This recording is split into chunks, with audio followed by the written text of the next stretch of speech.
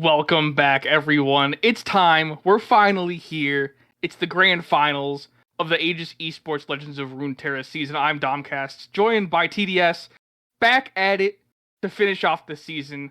I'm looking forward to it, TDS. How are you feeling? Yeah, excited. It's been a long season, I want to say. Like, it felt like it just started probably 1 month ago, 2 months ago, and it's now ending. Mm-hmm. So hopefully we get good matches today for the finale, the grand finale. And we have two great teams to battle it out in the grand final. So what better could we ask of it, right? Yeah, I think you said it right there. I mean, you mentioned looking forward to some hype action, and what better teams to have in the finals than Frozen Monks and Church of Targon? I mean, these players have been mainstays in the league, and even in the ladder, they're playing against each Yeah. other all the time, and now they're finally here where it matters in ladder, I guess, but it matters here. This is what it's all come down to: is this team based format that we've been provided with Aegis Esports, and this is what they're all looking forward to. They're putting it all on the line. They're bringing some exciting decks. Going through the lineups of both teams, we have Frozen Monks with Mtuk, Aikado, and Milk, and then we have Church of Targon, Grand Perogi, maybe next time, and Infinite Patrons. So it's going to be an exciting night, no matter what happens. And we were talking a little bit before. Hirsch thinks we're going to go to all 5 games, and I think we might be in for it. We are in for some exciting matchups though, and it could be good for a good night. TDS, what are you thinking? Yeah, I'm funnily and like we talked about what the expectations and what we could think. I think the 5 games can be totally a potential, and I think it's more Mhm. than likely. But I feel like with what we've seen so far with some of the teams and how some of the matches have been going, I feel like Church of Targon it's a little bit of an interesting team in terms that they can perform super highly and be able to take it to all the games, but at the same time it could not be their night, and maybe it may be a little bit harsher on them. So I think that it's going to be interesting seeing who can perform on the night and how will the teams be able to go into it. Because I think Frozen Monks right now feels like they are in such a level coming in from the semifinals with a 3-0 sweep, being able to perform Mhm. so highly previously as well. I think that they are right now in a really good spot to take it all.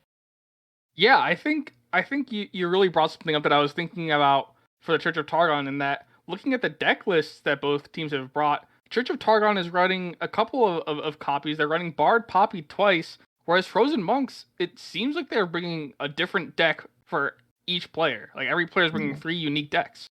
So there could be the problem if like one thing's not working really well, then Frozen Monks could really take advantage of that.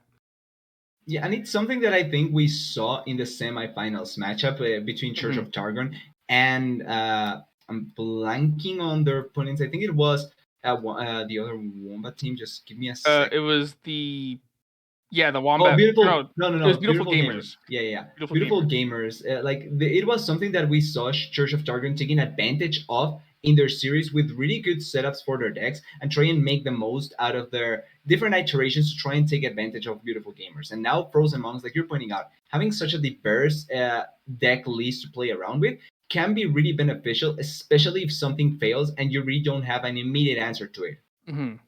And the one thing that I think is most important to talk about when we're talking about deck lists is the patch that came out Yep. last week basically, and both teams opting to wait for the finals match till after the patch hit, because that patch was pretty big. A lot of changes coming through, specifically some big changes to thralls and Yumi Pantheon. Some pretty big hits there. Which, if you're not aware, the Zenith Blade is now no longer a permanent overwhelm. Yep. Brightsteel Protectors down to a 2/1. Sands of Time is an 8 cost spell now, and the Sentry is uh, a fleeting card. So yeah, some pretty important nerfs, and you can see that reflected in the deck picks here.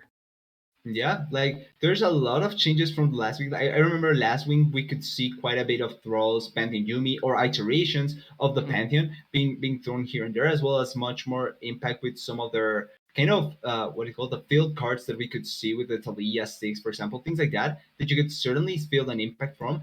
And instead, this time around, we have a lot of variety, a lot of spell focus, which I'm kind of interested seeing, especially when we look at the highlighted decks. We're going to see quite a bit of what this may bring, and then I think Trolls really falling compared to where I think we saw it in the couple of weeks back. Yeah, Thralls is definitely a lot more mana hungry of a deck now.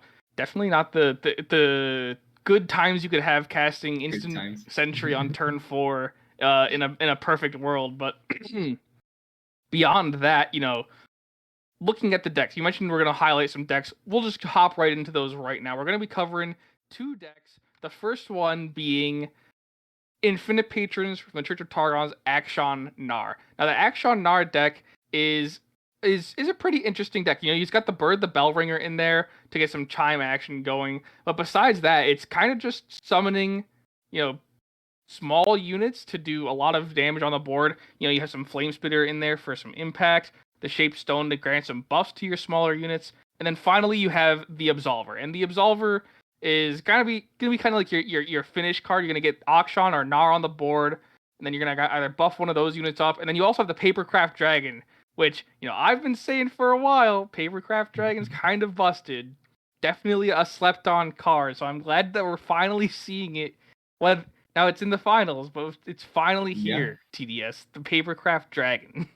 Yeah, the important thing is seeing it when it matters most, right? So Mhm. you were able to call it out when people didn't, and now it's on the grand finals, and maybe it wins. Who knows, right? Like Action Arm may be able to carry out its weight on the deck list. And I think as a Mhm. deck to try and get that early pressure or just having that potential to chip damage a lot of your way into the Mhm. victory can be quite good from this deck. And I'm excited to see it how it performs, especially with some iterations of deck that can take a little bit longer to ramp up. I think that this deck may find some shining spots.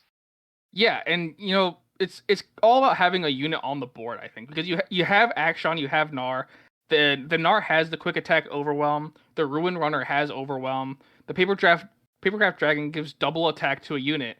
So you're basically just having something on the board, eventually giving it the Papercraft Dragon and Absolver if you need it for the Overwhelm, and going for some huge hit on a turn, and then ideally Yeah, taking the game there. yeah, I feel like that is a pretty interesting strategy to try and play around with. And if you're able to execute on it, I think it's a pretty executable strategy as well, because it's not like it's a lot of turns that it will take you, and it's not impossible to find it in that sweet spot of a turn that you can just repeat in a lot of games that we may end up seeing. Yeah, and that's about all there is to be said about Infinite Trade Patrons from the Church of Targa. We're gonna go flip over to the Frozen No, Monks, for and there things, we no. go. M-Tuck with the Nami Twisted Fate deck, which we've seen a lot of talk about recently. Once again, these deck lists sponsored by Runeterra AR. So take us away, TDS. Talk us through the Nami TF deck. Yeah, it has been helpful to see from Ontario that we are able to get a little bit of a glimpse onto these decks. And then AmiTF, I feel like I don't want to call it a staple because it's not necessarily one of the decks that will always be present, but I think that we've seen multiple iterations coming in from this deck. I've liked what I've seen from this one, particularly because one thing that caught my eye was that there's now some spawning cards added into it. Try and get some more units, possibly, which I think overall, even if they are low cost units or low value units, can be quite useful to try and just keep on having your board full enough so that you can survive some of the attacks later on in certain games. And I feel like that can be a strength that Nami TF previously didn't necessarily have when you think about it. Yeah, I think that's a really good point there. And Nami TF or Nami specifically was a really really strong unit on release, and now we're just kind of seeing a resurgence with some of these Alawi cards that have come out. Like you mentioned, Yep. the summon cards. Alawi's Tentacle Summon is a really really convenient tool for Nami since it creates a unit and is a spell to satisfy her ability to grant those buffs for her teammates. And then beyond that, Shadow Isles is just so good at controlling the board. We see Yeah. two Vengeance in there, all the Vile Feast, all the Tellstones, two Glimpse Beyond to get some draw, and then the Fading Memories. Just to talk about this for a second, a zero cost spell. That's two free buffs at burst speed for Anami. That's pretty big for a round where you maybe not be able to get anything else out because you're tapped on mana, you're saving mana for something important. Very very convenient to have, and you're generating a unit in your hand to play later. Yeah, I think I don't know why, but looking at how this deck may stack up and feel like against some of the decks that are on the deck list from both teams, I think that this may be one of the decks that we don't see. because I think that it has quite a lot of power, like you're pointing out, and it could end up falling into those spawning units that just get buffed up that can feel really harsh to go against because of how valuable the Nami may end up being. And as well, you have quite a good few options to clear out with this deck. It's not like you can allow your opponent to just stack up on you and get the stronger units. You have quite a few options to just delete everyone. Obviously, not immediately pointing out the fact that we have a ruination here, so that is already quite useful against certain Not things. just But the ruination, the yeah, heroine, true. the The heroine heroine, too. there's the double value that you can bring so strongly here, as well as just the immediate the everything else to delete and try and stop your opponent from stacking up in board is quite ideal. So I feel like this can be a deck that a lot of people don't want to really play against, if possible. I think the one thing that's missing is the go hard and to pack your bags is Oh yeah. the last thing that would really push this deck into more of a control space than just Nami buff units. But that's the two highlights that we've brought TDS: M-Tux from Frozen Monks and Nami TF, and Infinite Parchins with the Action Nar. But just gonna run through the whole deck list here that we might be able to see tonight. From the Church of Targon, Grandpa Roji's bringing Bard, Poppy, Scouts, Alawi TF. Maybe next time is busting out the Bard, Poppy, Jin. Oh, we're gonna highlight the first match, I guess, which is Grand Perogi versus M-Tux. So we'll go through Grand Perogi's Bard, Poppy, Scouts, and Alawi TF. M-Tux is running the Thralls, the Nami TF, and the Jace Heimerdinger. So despite the Thrall nerfs, still comfortable on it, still thinks it's a good pick into the current the current meta. The nerfs were not enough to take it out of M-Tux's lineup. But depending on how this matchup goes, Thralls might be in a tough spot. The Alawi TF is what really interests me because Scouts is gonna beat Thralls pretty much no matter what, unless something goes really poor for the Scouts draw or something really Which could well for happen. the Lysandra for the Thralls draw. But the Alawi TF I think is gonna be really interesting to see how it plays out into Grandpa OG's lineup, or excuse me, MTUX lineup. Yeah, and I think that looking at how the potential trolls can work out here, I think that scouts could be the potential ban out here from MTOC. Just looking at the 3x from MTOC, I feel like the 3 may be much more vulnerable into the scouts just because of how aggressive they can be in nature, and I think that can be a little bit too dangerous from MTOC, or at least looking at it from MTOC's perspective. On Grandpa Roji's side, I think I think the Nami TF may be the most dangerous one, just because I think that you have tools to kind of handle the throws, especially now that they are not at their strongest spot. And then as well, the Jace Heimerdinger can be a little bit much more of a toss up, but I feel like you can find avenues to handle it. Mm-hmm. The Jace Heimerdinger is definitely a very good control deck. I think between the Shock Blasts and the Shadow Isles spells that you're able to pull out, the Scouts I think is what you take away for MTux, just because it's so consistently good against what you're trying to do. Between Yeah. we're taking Ooh. away the Alawi TF. Yeah, it makes sense. Scouts definitely a consistently strong deck, but Alawi TF has the opportunity to go into these huge units with Overwhelm that there really is no answer for without using Vengeance and Ruination and all that other stuff. And those are spells that are very high cost. They're a high investment to clear out one unit, basically, if it's a tentacle, and then that tentacle is just going to respawn the very next round.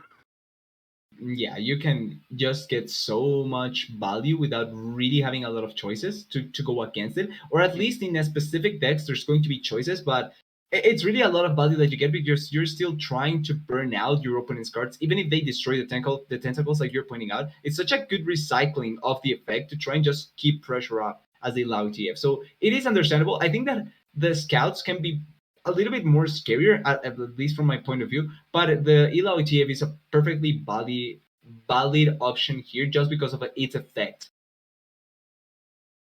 And we also might be going at it from the angle of like, I can beat Bard twice, and the Scouts is already going to be an L. Maybe the Allow ATF is what they're worried about, and Yeah. that's potentially the angle MTux is looking at it. As we see the final ban coming in from Grand Roji, he's going to be taking away that Jace Heimerdinger. Definitely a strong deck. Copying the 6-cost spells is definitely a fun way to win the game. Not so much if you're playing into it, and the Thralls and the Nami TF definitely are a little bit slower paced. Allows that scouts to do its thing. Allows Bard Poppy to get the same momentum that it needs to get to the point to win the game. Yeah, overall, I think that from looking at least from what both players maybe think it's the better head to head in some instances, I can kind of see why they opted into these two bands.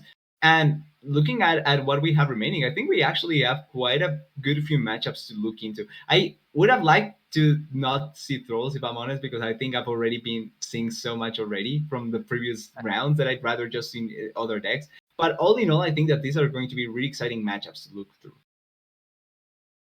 No, I think it's going to be a really, really good night. You know, like you mentioned, Thralls is a very, very slow deck, but you know, it'll be fun to see how Bard goes because Bard has been such a surprise to me at least. I thought Chimes would be fun, it'd be a meme, it'd be like good in certain situations, but Bard has really I seemed to mean, be the card of the expansion. You know, everyone thought, oh, Jin's gonna be it, like Jin Annie. Nah, it's Bard, baby, it's Bard all the way with the huge buffs, the fun, the fun guy basically.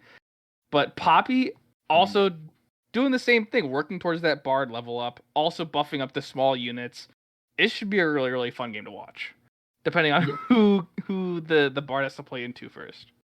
true. I do think that at least when you think about the Bard Poppy matchup, I think that with the state of Trolls currently, I can see you sucking enough damage that it can be a little bit earlier and better against the Trolls, and then you can take your hand against the TF Nami. But you could say a little bit on the same instance from the side of the Trolls, right? Because Bard Poppy, if they don't get the setup that they really want to early on, or the way that they really want to, then with the Trolls you can just kind of wait till the point of the game that you really want to and win the game at that point. Mm-hmm. Yeah, like the the thralls are are good. Like an 8/8 overwhelm card is definitely strong, but Bard Poppy has the opportunity to make like 12/12, 13/13 like Yep. one cost units, which it doesn't matter if you're 8/8 overwhelm when there's a 13/13 blocker that it doesn't. They're still gonna live through the round, and your thralls that you've generated are worth nothing. It's gonna if it comes to that, it'll be if the Lysandra can get the Watcher down. But even then, the board would probably be way too strong for it to even matter because if you're living through thrall attacks, then you're gonna take the round on your next attack anyways. Yep. So if we do get to that spot though, to a spot where it's just late game from both sides, At do you least it'd think be an it's more? interesting match. Yeah, at least we get a spot that it's really interesting. But do you think it's more consistent to see it from the side of the Thralls or from the side of the Part Poppy? Because I think that if it's consistency, I think Thralls probably is much more consistent late game. But Poppy Bard may have that just The ceiling immediate is oomph. way higher. Yeah, the ceiling. Yeah, that is a perfect way to lay it out. The ceiling is much more higher. So yeah, could be a pretty good potential matchup. And we are waiting to get into the first match for the finals of the Aegis Esports Legends of Runeterra season between Frozen Monks and Church of Targon, Grandpa Roji, M-Tux. The first match, it's going to be Bard Poppy and Scouts versus Thralls and TF Nami. Should be a good match, just waiting for the players to get into lobby and for Hirsch to Hopefully soon enough. put the game in front of us. Yeah, reminder that you can blame everything on Hirsch if something goes wrong. It's mainly his fault. But also when things go right, it's also Hirsch's It's fault. We've our given it's him a lot of we crap. made the right choices, so give us the credit to us, Andy and me. Hirsch Yeah. was just there. It's just there. Nah, big shout out to Hirsch and everyone else on the Aegis Esports team Yeah, for putting on such an amazing league. I'm sure all the players have had a great time just being able to play in an organized format, especially with a team environment, because it's not something that you a really unique see format. Yeah, in Legends of Runeterra. Everyone's grinding ladder, doing gauntlet. This is a really, really fun way to watch the game, really, because everyone can go play, but to watch the strategy that goes into the best of threes and then a best of three King of the Hill match between three players, it'll be really fun once we get into game. But I was excited after the patch TDS. Just while we go on a tangent before the game goes live, I saw the patch notes. I was reading through them, and I was like, "Good riddance! Thank God that they're getting rid of the Pantheon Yumi." So if I'm honest with you, I'm glad they did it, but I wish they did it like this is completely and exclusively for us. I wish they did it before playoffs, so that we could have had something much more spicy coming into playoffs. Like I'm not against what happened in playoffs because we began seeing good variety and all that, but Pantheon Yumi and Trolls were so prevalent still that I wish they did it just a little bit earlier. Hmm. Yeah, I think that's a good point. But also on the flip side, like this expansion has been so game changing, knocked so many things on its head, and the Bard and the Jin and all the other champions that were released have been huge for the meta. Like totally shifted it, as well as allowing other things to rise up or return in the case of Thralls. It would have been interesting to see some more playoffs with with these nerfs that came through in the recent patch. Yeah, and who knows? Maybe those could have changed some of the outcomes. Like some decks are better suited for some players and some are not. So I think that Probably would have that's seen a lot less Thralls in quarterfinals. yeah, 100% at least I expect. But looking As at the we first get, matchup, yeah, yeah, we TDS. The first matchup is going to be the Bard Poppy into the Thralls that we were talking about. That's going to be a slow match, and it's going to come down to who can get the biggest units out first. And we will see the Harbinger of the Thralls go for its attack while the Sculptor of Durand is chilling. yeah, and now the question is, will we get a 40-minute game? That is a real question that everyone wants to know. But all in all, I like the start from Ramperoji and the hand to try and set up the chimes is actually not that bad, I feel. No, I like the double Durand Sculptor into the bird, just so that you have the two cards down that are going to keep giving that Bard level up condition, granting stats Yeah. to units in hand or on board. The Durand Sculptor, that's two health every turn now that they're both on the board. And then now the bird comes out, now the chimes are doing their thing. And Poppy being the only unit in hand and the chimes going off is going to be very, very convenient, because you could run into the problem where Poppy is the weakest unit on the board and it's not doing its job of buffing anything else. As we see the Thrall down to 2 on its countdown already in turn 4. I thought this was not supposed to happen. I thought this was the objective not to happen. But still, I do think that there's a good setup for Grand Parodi, and I like this attack early before the troll can come out. Yeah, no, this is a very, very important point for Grandpa Roji, because next turn is Mtuk's attack, and also the turn that Mtuk has that 8/8 Overwhelm card on the board. So being able to get this damage down is very, very important, especially since Mtuk doesn't necessarily have too many units in his hand. You have the Talia, which is copying this, which I think is actually a really, really good play right now. So you get Yeah, the two Thralls on the board, I think that's which probably is the most important part. But yeah, it's doubling the amount of units that you have basically, because Mtux only has that Dark Lord Inquisitor now. yeah, Oh, but and once the again, rally. forcing this with the rally, I really like this because now you have to take it with the Talia. Yes, you have the next turn with the thralls, but look at that attack. It's going to be 12 damage into the Nexus, and you just need to have the right setup in the next potential attack for Wemperogi, and you could take it already. But the thralls come through.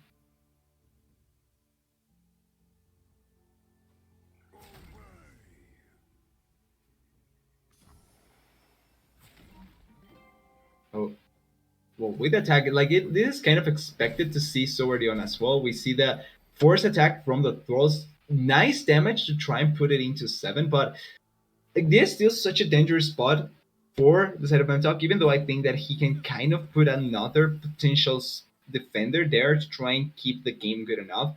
Meanwhile, we wait a little bit because I think that Andy has a couple of has problems with the mic, but this is just set up perfectly for Grand Perot to try and take it.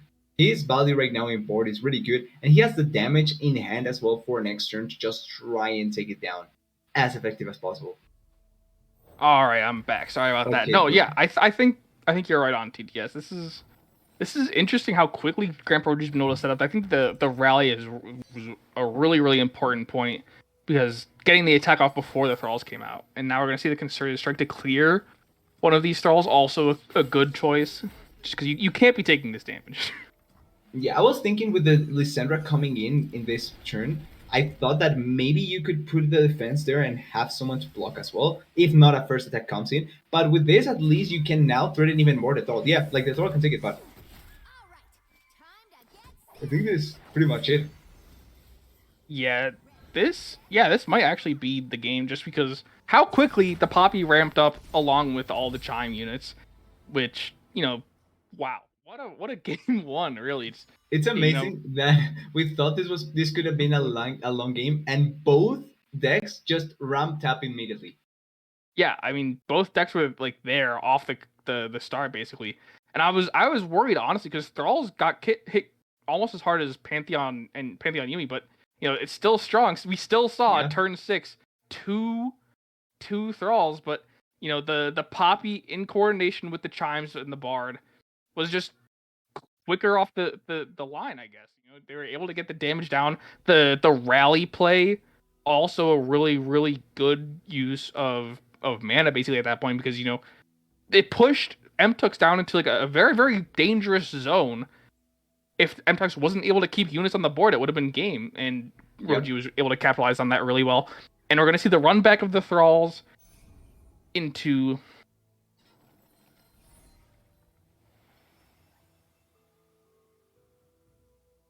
Okay, quite a good start, I think, although we haven't seen yet from Grand Prix. But I like the start from hand on the side of Mta. Can already quite put down some of the damage that he wants to. Oh, I think we lose Andy again. No, the pain. oh no, I'm back. Okay. I'm back. Oh No, yeah, yeah, it's weird. it'll be interesting. Alawi Twisted Fate, but there's no, not Alawi Twisted. No, Wait, those cats. this is Alawi Twisted Fate. No, No, it's his cats. Yeah.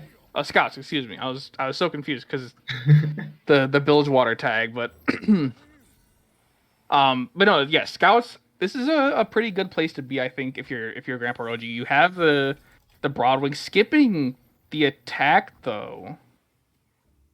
That's curious. Yeah, That's like curious. I thought you would just like to try and threaten as much as possible. Even if you're taking some, if you're throwing away some units, I feel like you want to keep the attack going as hard as you can. Maybe setting up for a potential rally play later on. Mm-hmm. Yeah, I think that's probably what Grandpa Roji is angling for, or waiting for this for Demacia to kick in. You're able to use the for Demacia for a huge attack, or if you're really, really saving, you're going for the for Demacia rally. But that's a little too expensive, a very, very high risk play, especially since you don't know when MTux is going to count down one of these thralls. Yeah. I think the angle here is just to go for the for Demacia. Maybe get a Fleet Feather out on the board and then for Demacia. Yeah, I feel like that is way less risk involved than just trying to wait for that huge attack. You can force one now and then later on try and play for the rally. Yeah, that's probably the safest bet. Oh, in the Rite of Negation. It's always a tough decision, TDS. When is the best time to use the Rite of Negation? Is it the for Demacia or is it the rally? Is it blocking one huge attack or is it blocking an extra attack? What's the best choice to use the Rite of Negation? But I guess the proactive use is the best use. So I think this time around is not that bad, right? Because when you look at what MTalk is trying to set up with the thralls, I feel like you really want to not get to that same spot that you were in the previous game, where you were so damaged that even with the thralls it didn't matter. So I feel like at least with this, you're buying yourself some more time for that setup of the thralls to come through, and then maybe answer against the rally if you are willing to throw it into that. Yeah, it's difficult. I mean, you always are wondering when to do this. And MTux definitely in an okay place here. The Buried in Ice, a huge pull, I think, just because of the ability to deny an attack from Grandpa Roji, because MTux has done a good job of maintaining the health pool, but it's only going to last so long. And now we're going to see the rally come out from Grandpa Roji, assuming that there's not an extra Rite of Negation in there, and we're gonna see a big attack. Yeah, 11 health. Quite a good attack, actually. Mm-hmm. Yeah, and Grandpa Roji doing this so that the Blighted Ravine doesn't clear his whole board next turn. Yeah. because that would be very, very unfortunate. As we see, the Duran Sculptor getting taken out and the the Broadwing put at 1 health, 1 power, basically as well. Not the best place to be, but it is Grand Perogi's attack. Now, Grand Perogi could go for the open, or could go for the Fort Demacia. And I think the move. I think Portomasi is the safest one, right? But he may be worried about another Rite of Negation. Could be the case. Uh, Okay. right in negation could be, but this the Buried in Ice is what I've been paying attention to, which Oh yeah. we obviously know Mtux has. Yeah. Yeah, there's the Buried in Ice. But either way, if Grand Perogi went for the open attack, Mtux had the Sands of Time, and if Perogi or Grand Perogi went for the Fort Demacia, Mtux has the the Buried in Ice. So either way, there was an answer for what Roji was trying to do, and unfortunately, there's no way out of that for Roji. But now we're going to see, thankfully, Mtuk not be able to attack with the Thralls this turn, but there will be 2 Thralls next turn. Yeah. And wow, what a There's summon. going to be quite a bit of power after, so it's going to be quite good for Amtok coming in later on. Now, the one thing that's unfortunate for Mtuk is once these units come out of the Entomb, they should still have their 4 Demacia buff, since there was an exact copy created in the Frozen Tomb. So they can force the attack. Potentially, they can just force the open attack. Now, with this Okay. other Vanguard Sergeant, there's the possibility for an extra 4 Demacia. Stack that twice, because it's definitely something that will be needed to get the damage through these 2 Thralls that are about to spawn. And the one that may come later on if we get to that point as well. Yeah. Well, no, now we're going to see 3 Thralls Yeah. and a Clockwork Curator, because that's the angle. That's the way to go. Yeah, the thing is that there's actually a really good chance for a big attack from Grand Perogi. A big attack, but there's going to be enough blockers from Mtux, and if any of the Thralls survive, then that's definitely not a good place to be. Because you're going to be left with not very strong blockers. You're going to be left with like a 3 health Vanguard Sergeant at best. Yeah, this feels like this is the moment of the game. If Grand Perogi can get the most out of this attack, he probably wins the game. But if not, that just set up for Mtalk to try and take it next turn.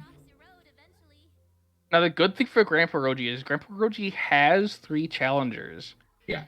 And has an extra blocker, potentially, depending on what Mtux decides to do. Now, Mtux should go for... Okay, the Lysandra. I thought that the best play would be to go for the Clockwork Curator into... Maybe to have a healthier backbone, right? To have someone that will survive, can defend much better in comparison. But now you're down an extra blocker. You could have had the Clockwork Curator and that other Thrall on the board. But now you have 2 spots that are potentially open to attacking. And if you do this attack correctly, you're scout attacking with Genevieve and killing Lysandra, taking away the tough on the Nexus, and then using all your challengers to pull blockers away from your 10-10 sergeants.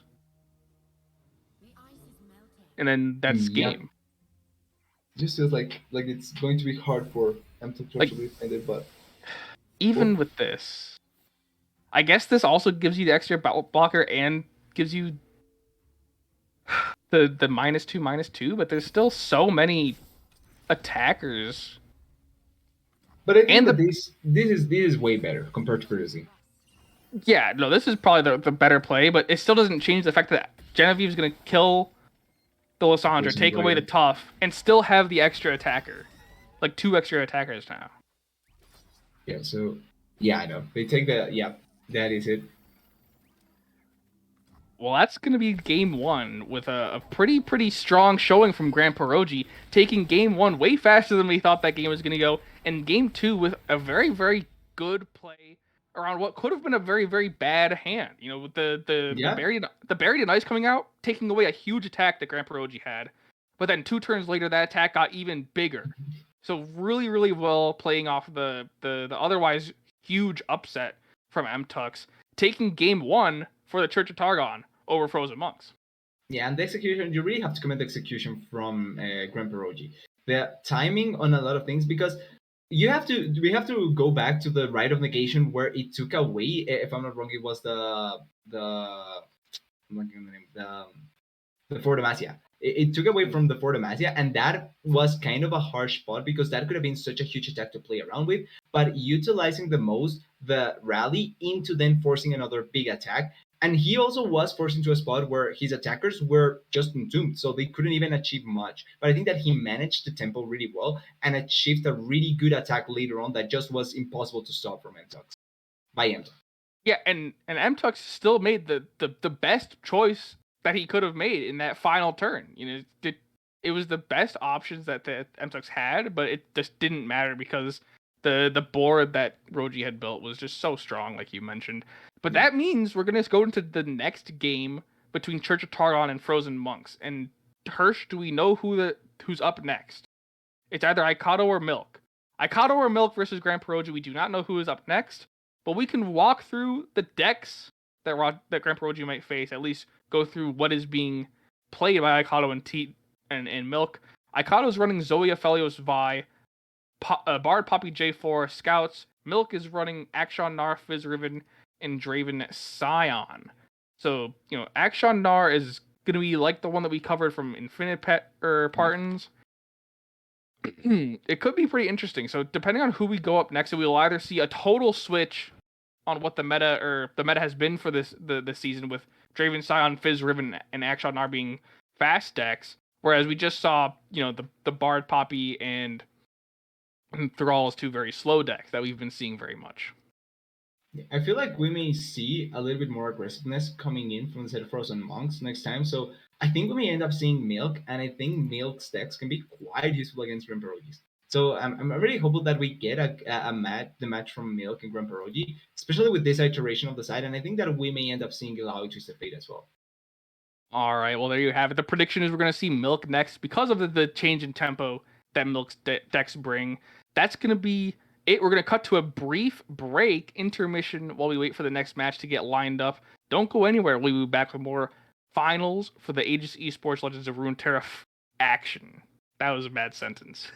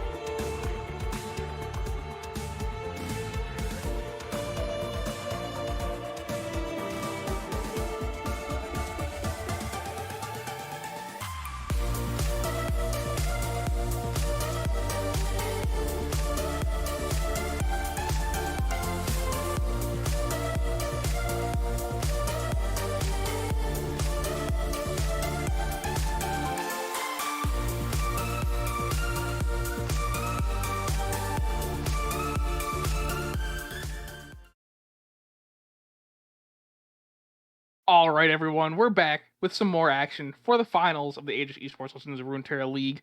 Domcast, TDS, as always.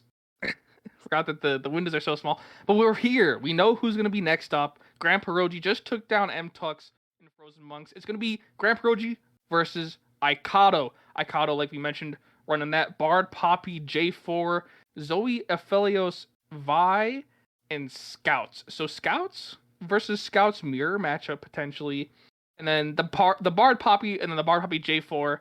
They're very very similar decks. There's the J4 added into the deck basically just to get another attacker out on the board. I actually like the version of the J4 a little bit more because or you talked about it as another attacker, but I see it as another huge wall to play with, and I feel like having that extra buff champion to help you block some things can be quite useful. So I think that addition of the J4 is a lot of times quite useful in certain situations that maybe you don't really are planning ahead of or you didn't expect to come out with. Yeah, and then Aikato running, well, I believe to be his patented Zoe Aphelios Vi deck. Always talking about Aphelios being a super strong card, and Aphelios is a very very powerful card. It forced. Oh my god, the instant mirror matchup ban. There's no Bard Poppy. That deck's not allowed. But we get a mirror. We We do get a mirror. So... Or we were getting a mirror either way potentially. Yeah. Unless they ban something. Yeah, unless they ban Poppy and Scouts. Ooh.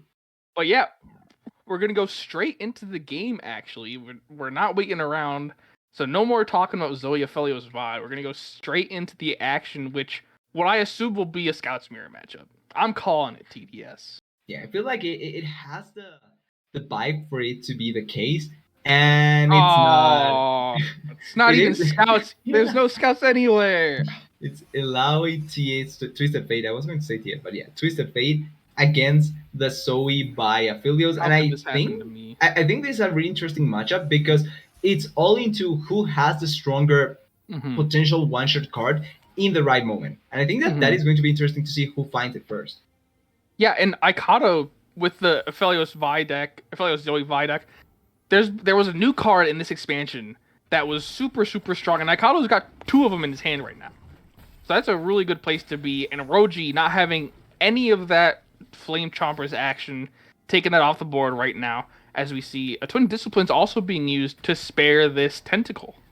Yeah, trying to keep the tentacle. We talked about the strength of having the tentacle to be able to respawn and recycle and all that. But keeping a tentacle that you're already kind of buffing up, it's always nice. Because that is one of your main ways to try and just keep on getting damage, keep on stacking against the enemy, and being able to take him down as well as quick as possible, yeah. And now we see the Zoe in hand for Aikato. I think you drop it here. You already saw the tentacle slam come out. The odds that there's another one right now is pretty low. And also with the other ram coming out, also baiting out another tentacle slam potentially. Or the TF. I actually think this could be a good moment for the Zoe, because even if the TF gets thrown out, I think that getting that out as well could be good enough. But not actually opting into it. Yeah, there's just too many risks in Grand Pierogi's deck. Like the TF coming out with a red card would clear that Zoe immediately. Just not worthwhile. As we go into this, sorry. I was going to say, like, to me right now, the thing is that if Aikato doesn't begin with the Zoe stacking as well as potentially trying to find some other things, yeah, I think that could be just playing into Grand Pierogi's value to get this tentacle as strong as possible, and that is, I think, a little bit too risky. Yeah, curiously, Grand Pierogi passed into the Zoe, which is, I think, pretty interesting. I would imagine that Grand Pierogi should try and clear that Zoe as soon as possible, but maybe Grand Pierogi is just not worried about it since it is a 1/1 unit that whenever Grand Pierogi feels like it, they can just drop the TF and red card it. As we see another Twin Disciplines to save this tentacle. Yeah, really trying as hard as possible to stop the tentacle from dying. So I'm not against this, but I think that there's sometimes that maybe it becomes a little bit of a stretch if you try too hard to keep it up, especially so early on, because you can try and make it stronger later on as well. It's not like this tentacle is the only one that you'll get. So maybe it's a little bit too much of a reach in some way. Oh. Like, you've already gotten your value out of it. You've tentacle slammed something and gotten the block. Like, what is the goal for saving this tentacle besides burning resources from Mikado? I guess because Which Mikado he just spent doesn't a bite lot. into. Yeah, like bite into that, but he has a good enough board, taking quite a bit of damage. I'm feeling like this wasn't the best choice for Ramperoji to try and keep that much the tentacle. I feel like Mhm. the first time it's fine. The second time it's too much of a reach, I think. Yeah, it's a lot of resources spent on a unit that you're literally creating every turn now. Like a unit you're getting for free is what my biggest gripe with it was like. It's a tentacle. You get another one next turn with the cards in your hand. Like Yeah. I understand that this one already has 3 power, but it's not that hard to get it back up to that. Maybe like trying to think about it, maybe it was so that with the next turn with the Twisted Fate, with you could kind of force the red card, and then if you get a tentacle slam, you can just clean up the board quite easily because of the damage that you would have with the tentacle as well as just Twisted Fate. But instead, like now you still can find the value with the Twisted Fate. You still will be able to utilize the Twisted Fate, especially it has 3 in hand. So it's not like you're getting the knight in a way by throwing a Twisted Fate out right now. Yeah, and Aikado also top decking another Pal Cascade is a really good, really good for him just because the ability to save T or Zoe if Grandpa opts to go for that red card TF play, which there's a lot of thinking going on right now. Yeah, Which quite long thinking. I think if you're Aikado, you just let this flip over since you don't really lose anything. You have a bunch of spells in your hand. And now you can go for a potentially big attack with the Winding Light, which is that card that I was talking about earlier, which is new to this expansion. On Nightfall, grants +2/+1 and Overwhelm to all your units, which is basically the 10 cost Celestial card, but cheaper and permanent. But cheaper and useful. No, Yeah, I don't want to say useful because it sounds bad, but I mean you can use it earlier and you yeah. find so much value. hmm And it also forced the TF to go for a gold card as opposed to a red card to clear this Zoe. And yeah, or we're gonna see something that gave the tentacle a loose. I haven't missed that, but Pal It's the Cascade, ghost. the ghost. Yeah, thank you, the ghost. But the Pal Cascade gonna save the Zoe no matter what. As we see, Twisted Fates pick a card. That's just so much damage actually coming out. Yeah, can in next turn can just end the game immediately. There's so much damage already on board and not enough defensive potential in hand. Mm-hmm. Like the value right now for Grandpa is so low compared to Ikado. And He they would have got another Get Excited if they weren't stocked up on cards. And yeah, this is just the double Get Excited for the win. Yeah. Like what do you actually care about here? That or you're be worried scared about about? a Nopify or a Deny? You're worried about a Nopify or a Deny, but Let's see, is that even in Grandpa Roji's deck list? But the thing is here, like looking at it objectively, right? Like now another card thrown in. There's 4 cards in Grandpa Roji's hands. If you use the 2 Get Excited and everything is blown out of Grandpa Roji, that means that you will have free reign in the next turn to attack. Yeah. I mean, I think if you're Grandpa Roji, you just go for the, or if you're Aikado, excuse me, you just go for the double Get Excited. Because well, now he can, but it would have been a good option, I think. Yeah, and the Zoe death is unfortunate, but it doesn't matter because, like we've been saying, there's double Get Excited in Aikado's hand, and Grandpa Roji only has 4 health.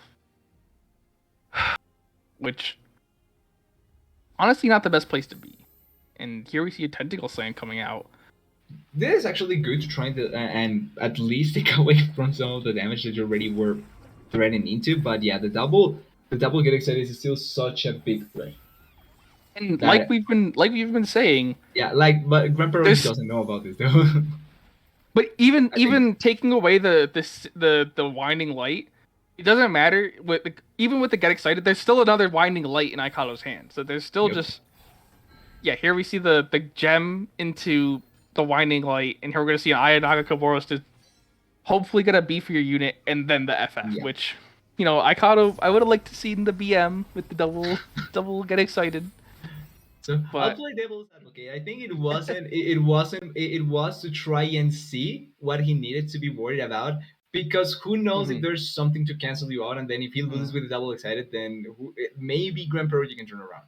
But all in I all, I think great manage of the situation. I think overdrawing the get excited. If I was able to pull all three get exciteds, we probably would have just seen all three come out True.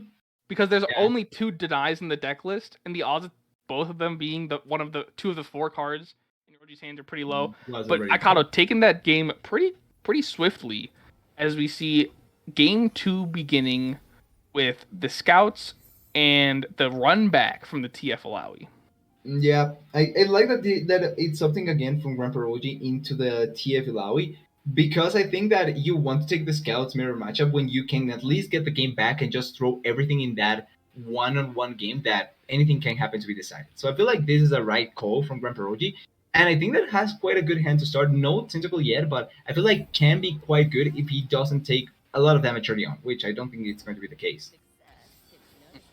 And the Mirai Warden summoning a Boom Crew rookie. Not the Boom Crew rookie, excuse me, the hoverboarder. Why did I want to say Boom Crew rookie? But either way, it's a really good hand for Aikado, actually, just with the Duran Sculptor and the Vanguard Sergeant and Zap Sprayfin and the Brightsteel Protector. Really good hand to get the board wide and then Yeah. eventually get Quinn out and get Quinn going with the attacks. Or just try and push for the win before Grand Project can really catch up in terms of units, because there's the Tentacle Slam in hand and uh an extra hired gun, but that's about it for units as far as Grand Pierogi goes, except for this top deck Alawi that just come onto the board on Grand Pierogi's attack.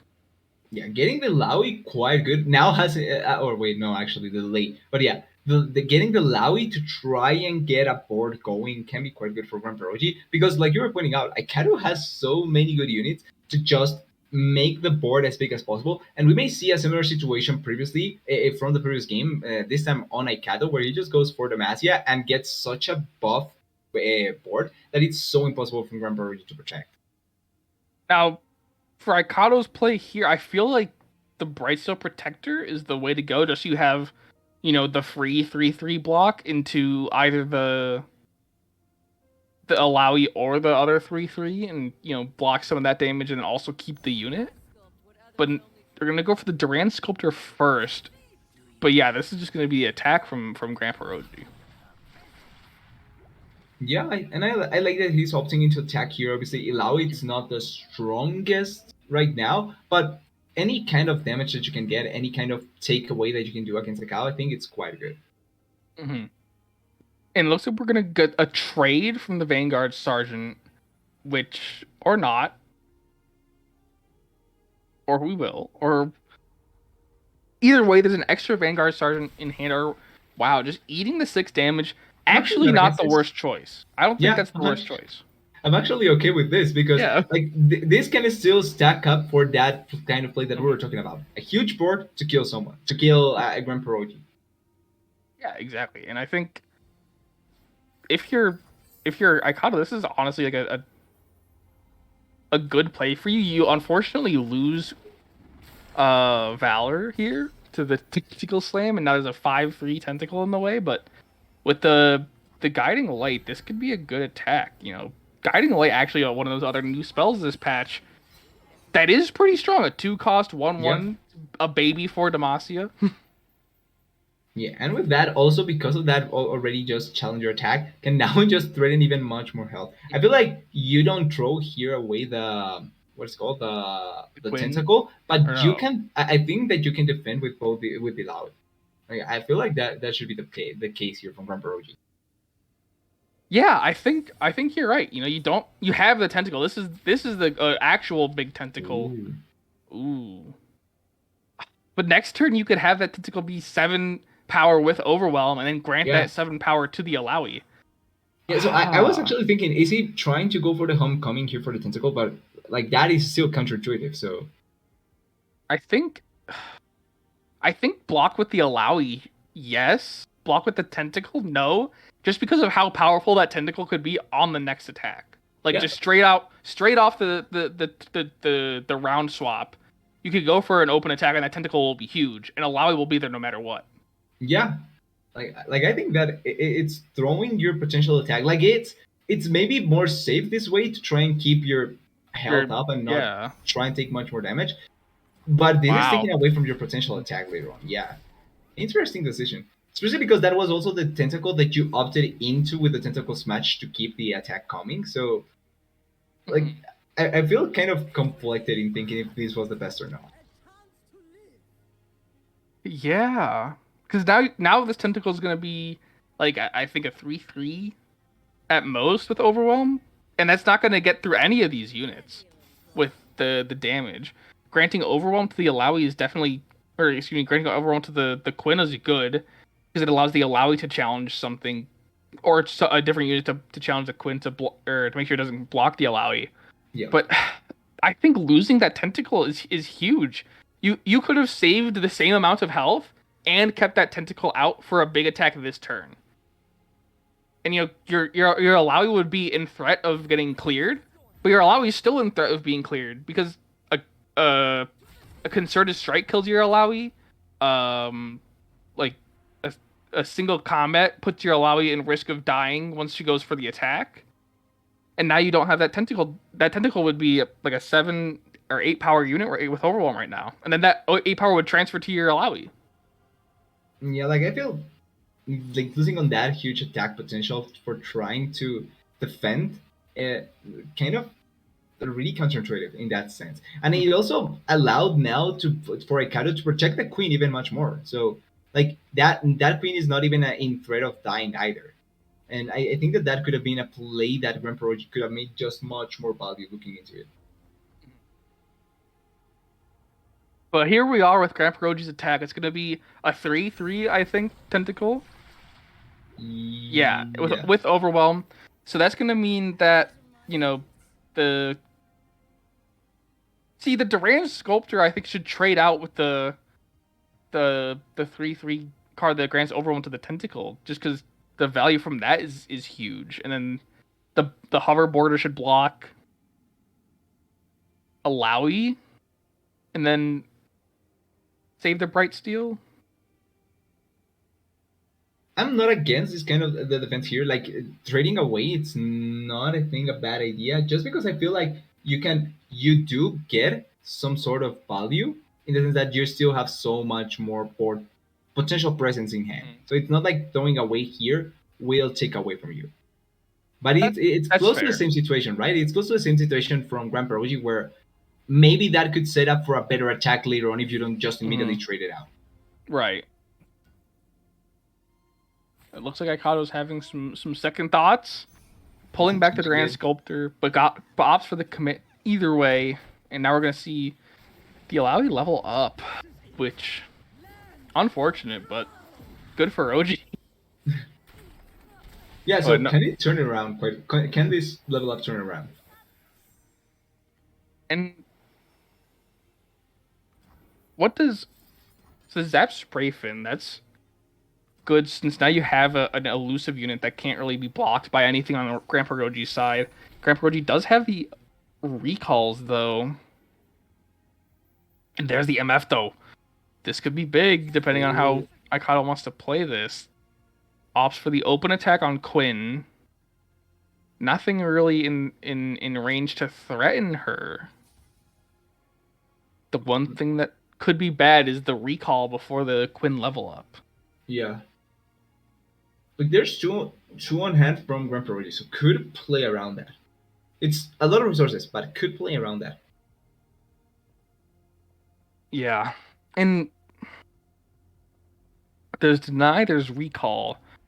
Aikado only has enough mana to use basically one card or two cards if they're using the MF and something else, or the Vanguard Sergeant and something else. But Yeah. if they go for the four Demacia, it's the only thing that Aikado can do this turn. And that could be Now, interrupted by the deny, yeah. and then also recall a different unit for Ramperoji. which would Yeah. be a huge upset in the terms of presence that Aikado's built on his board. Also, another thing that looking at it, I think I'm not sure if Grandpa Roger will take this damage or not, but he does have does Yeah. opt into the Will of Honor. Okay. Yeah, this makes sense. Reset the Quinn's level up, which unfortunate, but that's what happens when you're playing a card that has a scene level up requirement. Sure. But And can still throw it out this turn, so hmm, could still use quite a strong attack coming in here. yeah, yeah, actual really a really strong attack since there's the Valor back on the board, and now this could mean that the Valor goes for any unit really, but here comes a TF, and yeah, the gold card. Gotta make sure that the Quinn can't go there too.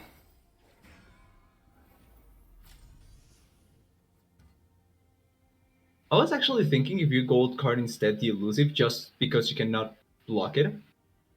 Well, the gold card is targets the strongest unit. Oh, okay, okay. Yeah, you can't pick where you're throwing it, unfortunately.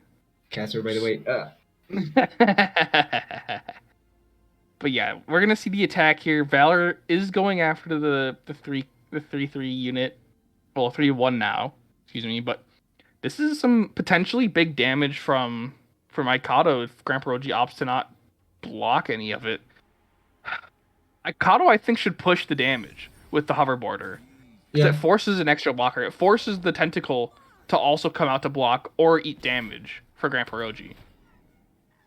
yeah, like And this one kind of thing here. I'm not super fan of this because you're really in a spot where just forcing every bit of damage, Mhm. it's good for you in any way, for Mercado. So I'm kind of surprised that he didn't opt for a full blown attack. Yeah, I think that's a would have been really good for him actually because it would have forced the tentacle to come out, and now that tentacle would have been 4 power weaker than it is right now. This attack is so strong. Oh no. Yeah. Now there is the sharp sight. There is health that Aikado can get to help mitigate some of this Alawi damage, but this is looking rough because the deny is still in Grandpa Roji's hand. That means that the four Demacia next turn could be blocked, and the four Demacia next turn is going to be very very important to pushing Zap Sprayfin damage Yeah. down to Grandpa Roji. It's pretty much on that, right? Like next turn, it's on the for the Masia to get the highest value possible. Hmm. Because if not, just in the next turn, you have unless the tentacle gets destroyed or something like that. But you have the huge tentacle that in the next attack or in the next attack from Grandpa Roji will just be able to get the win. You need to save his Sprayfin, I think. You need to save the elusive because that's the only card that really pushes damage right now. At least securely, like the only one that Mhm. will 100% get you the damage down. And the recall. Yeah, it's gonna be game. That's actually such a nice way. Yeah, I actually I don't know why I wasn't thinking about that second one when Mm. I mentioned it previously. We actually like I Yeah. talked about it and I forgot about it after that. But yeah, great play coming in from Grandpa Rogi there. He had the resources, managed them Mhm. accordingly. I think could have gotten a better attack even before this one, but all in Mhm. all, getting the win in a really good manner, and I think setting up for that for the next last game really effectively, scouts against scouts. Yeah, no, the scouts mirror matchup that we've been waiting for will be important. A lot of things to look back on in that game, and Yeah. both players making some decisions that they thought were best, but Grandpa Roji able to keep up the pressure, and then with the recall, just sort of force the game to end there. As we see the mirror matchup come through with Grandpa Roji, it might look like a good hand, but two Quins and a misfortune in a rally, not always the best place to start off. Whereas a Fleet Feather Tracker and a Quinn, definitely where you want to be. Yeah, like having the queen be the first one certainly doesn't seem like the most ideal one. Like you want to have your setup units first, Mm-hmm. and then you add on top of that the queen to get the most value. I feel like so having two of Mm-hmm. them can come in handy if you don't take a lot of damage early on. But if it's later on you can certainly get a lot of value. Yeah, and we see Grandpa Roji opted to keep all three of the champions they pulled, and Aikado tosses his whole hand back. Grandprodigy doesn't do that instead. But this does mean that he has quite a good few units to play around with. Like, yes, it's not the Queen or the Map, but these are good units to start off with that can net you quite a good bit of damage. Yo, for sure, because with the the Bright Steel Protector top deck this turn allows you to block basically whatever Grand Peroji opts to pull or throw down next turn. And the Vanguard Sergeant, interesting. No, this is the right play to attack before playing the Vanguard Sergeant. And now Grand Peroji's in a tough spot. The MF's on the board, so the MF level up has started basically. Yeah. The only downside is that there's no scouts on the board for Grand Peroji, so it's gonna be a bit of time before that level up really goes off. But I'm interested to see how Grand Peroji plays this attack. So they have 2 mana left to summon units with. I think they go for the Bright Steel Protector onto the MF, and the MF goes for an attack. So I think going for the attack with the Mef with the Bright Steel Protector could be a really good play. Would there be any reason to not opt for an attack here? It's what I'm trying, or not opt into putting the Bright Steel Protector here. Yeah, I don't know. I mean, the Bright Steel Protectors can serve better on defense, I guess, is the idea, and that give yourself barrier so you can take a free block, because there is going to be some pretty big units coming out here. And I think with the the Broadwing actually coming down onto the board is what opted to Grand Peroji to save that Bright Steel Protector, because now the Broadwing's on board, has barrier, has Challenger.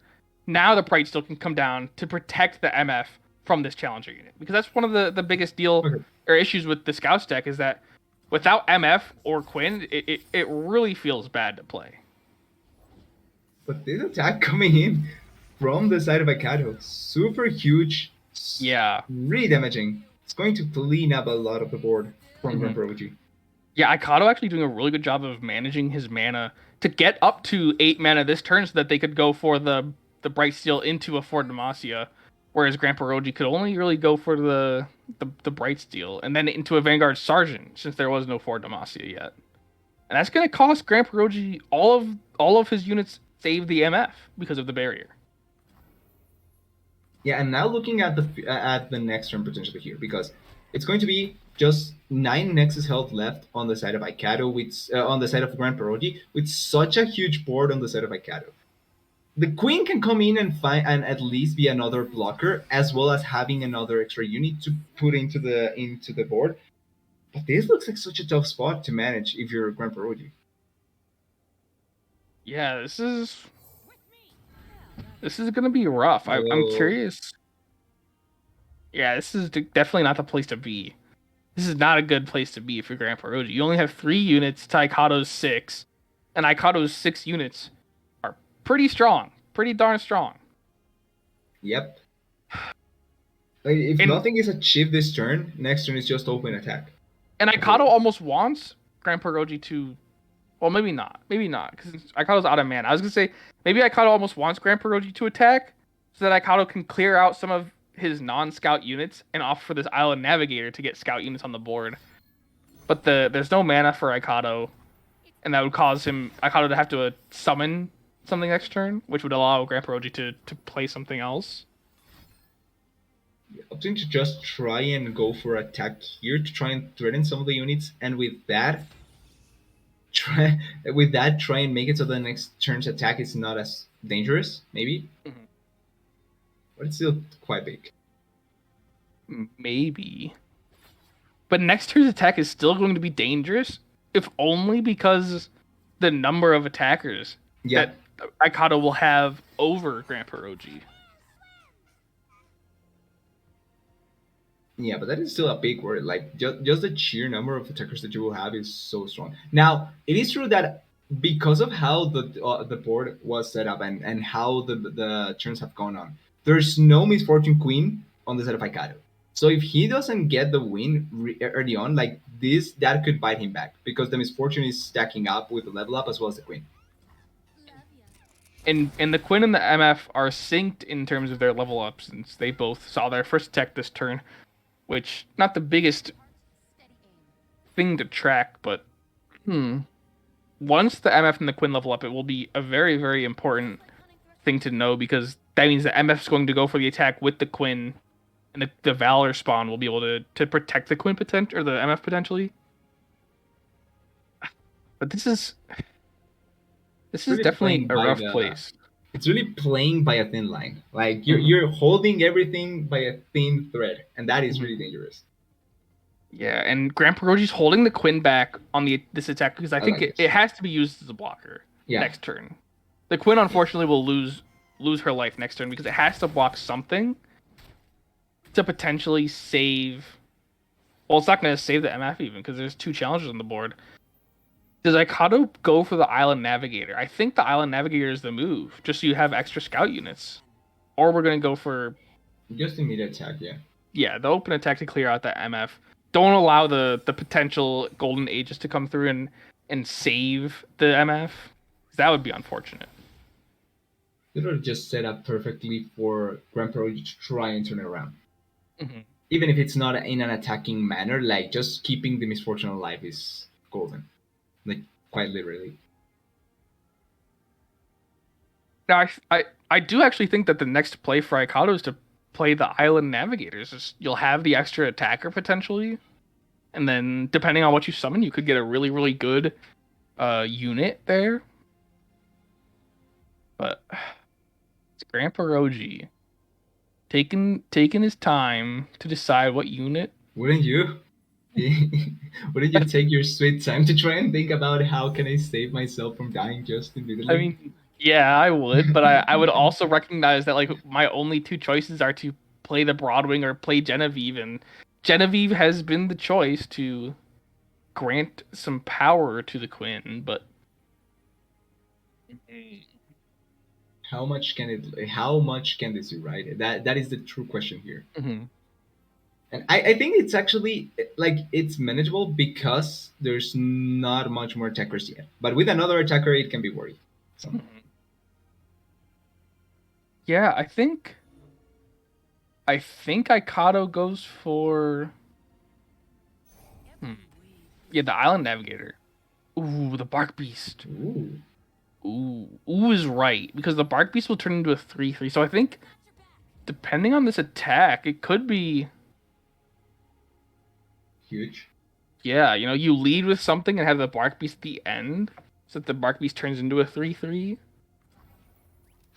on the attack. But this is gonna be interesting to see. So yeah, that's gonna be it. There's just Yeah, is there just enough in enough here? damage. Yeah, the Ranger's Resolve doesn't really change anything. There's enough damage from Mikado to push this over the edge, and the Bark Beast is actually what helped push it over. The Bark Beast going to a 3/3 is what helped turn this game into a win for Mikado. So So completely opposite to Island. our first matchup in terms of the speed of the game, but it was still managed perfectly by Mhm. Kato. In a lot of the situations, like that scout mirror could be dangerous, but I think that this game perfectly showcased the importance of the mulligan. Because keeping, I think the over keep, I'm lacking to find a better word for that, but the overvaluing of the Mhm. queens and I won't say the misfortune, but the two queens, like keeping both of them really affected the early play style from the side of Ramperoji. Instead, I kind of opted to throw everything away. Was able to get such a huge board presence early on, and it just helped him get the win without the staple cards of the deck. I've always found that with the Scout deck, like the MF and the Quinn don't really do too much if there's not other units on the board to help them out with their attacks. And Aikato had all the other units that you need to make Quinn and Yeah, MF good. So was able to find that out, get the challenger units that he needed on the board to start clearing out those other units, and then at the very end was able to find the Bark Beast that actually just pushed them over to the win. yeah, I want to say cheeky because I feel like it's so unexpected, but it was so nicely done that it just felt perfect to try and close out the matchup. And with that, we do get a 1-1 series, so we're closer to the Hirsch prediction to go 5 games, which Yeah, I don't yeah. like Hirsch being right, but hey. Yeah, usually when Hirsch is right, it's not the best, but that will be it. We're gonna cut to a quick break between the next match, Aikado taking down Grand Pierogi, equalizing the series between Frozen Monks and Church of Targon. After this intermission, we'll be back with the information on who Aikado will be playing from Church of Targon. It's either going to be Infinity Patrons, or maybe next time. And either of those lineups should be really interesting in what Aikado's bringing. So I'm looking forward to it. We'll be back in a few minutes.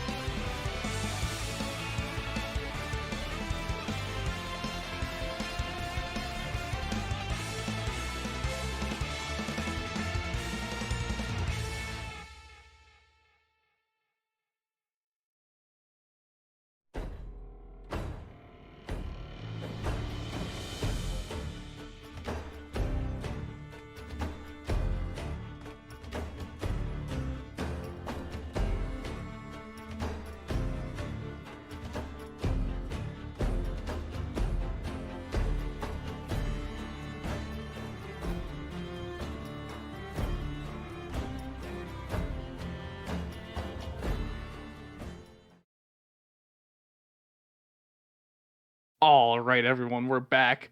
It's going to be the next match between Frozen Monks and Church of Targon. Aikado just taking down Grand Pierogi after Grand Pierogi's swift 2-0 over M-Tux. And it was a pretty interesting matchup. I think, we got a lot of action out of that after, a pretty swift 2-0 from Grand Pierogi. Now, Aikado looking to redeem the team, potentially sweep out the rest of Church of Targon. Do we know who's up next, Hirsch? Maybe next time. Maybe next time. It's going to be maybe next time on Aikado. And those decks are going to be pretty fun. We're going to see the Bar Poppy J4 matchup, Zoe Ophelia Vi matchup, and then the only two decks that are unique, Nami TF and Scouts.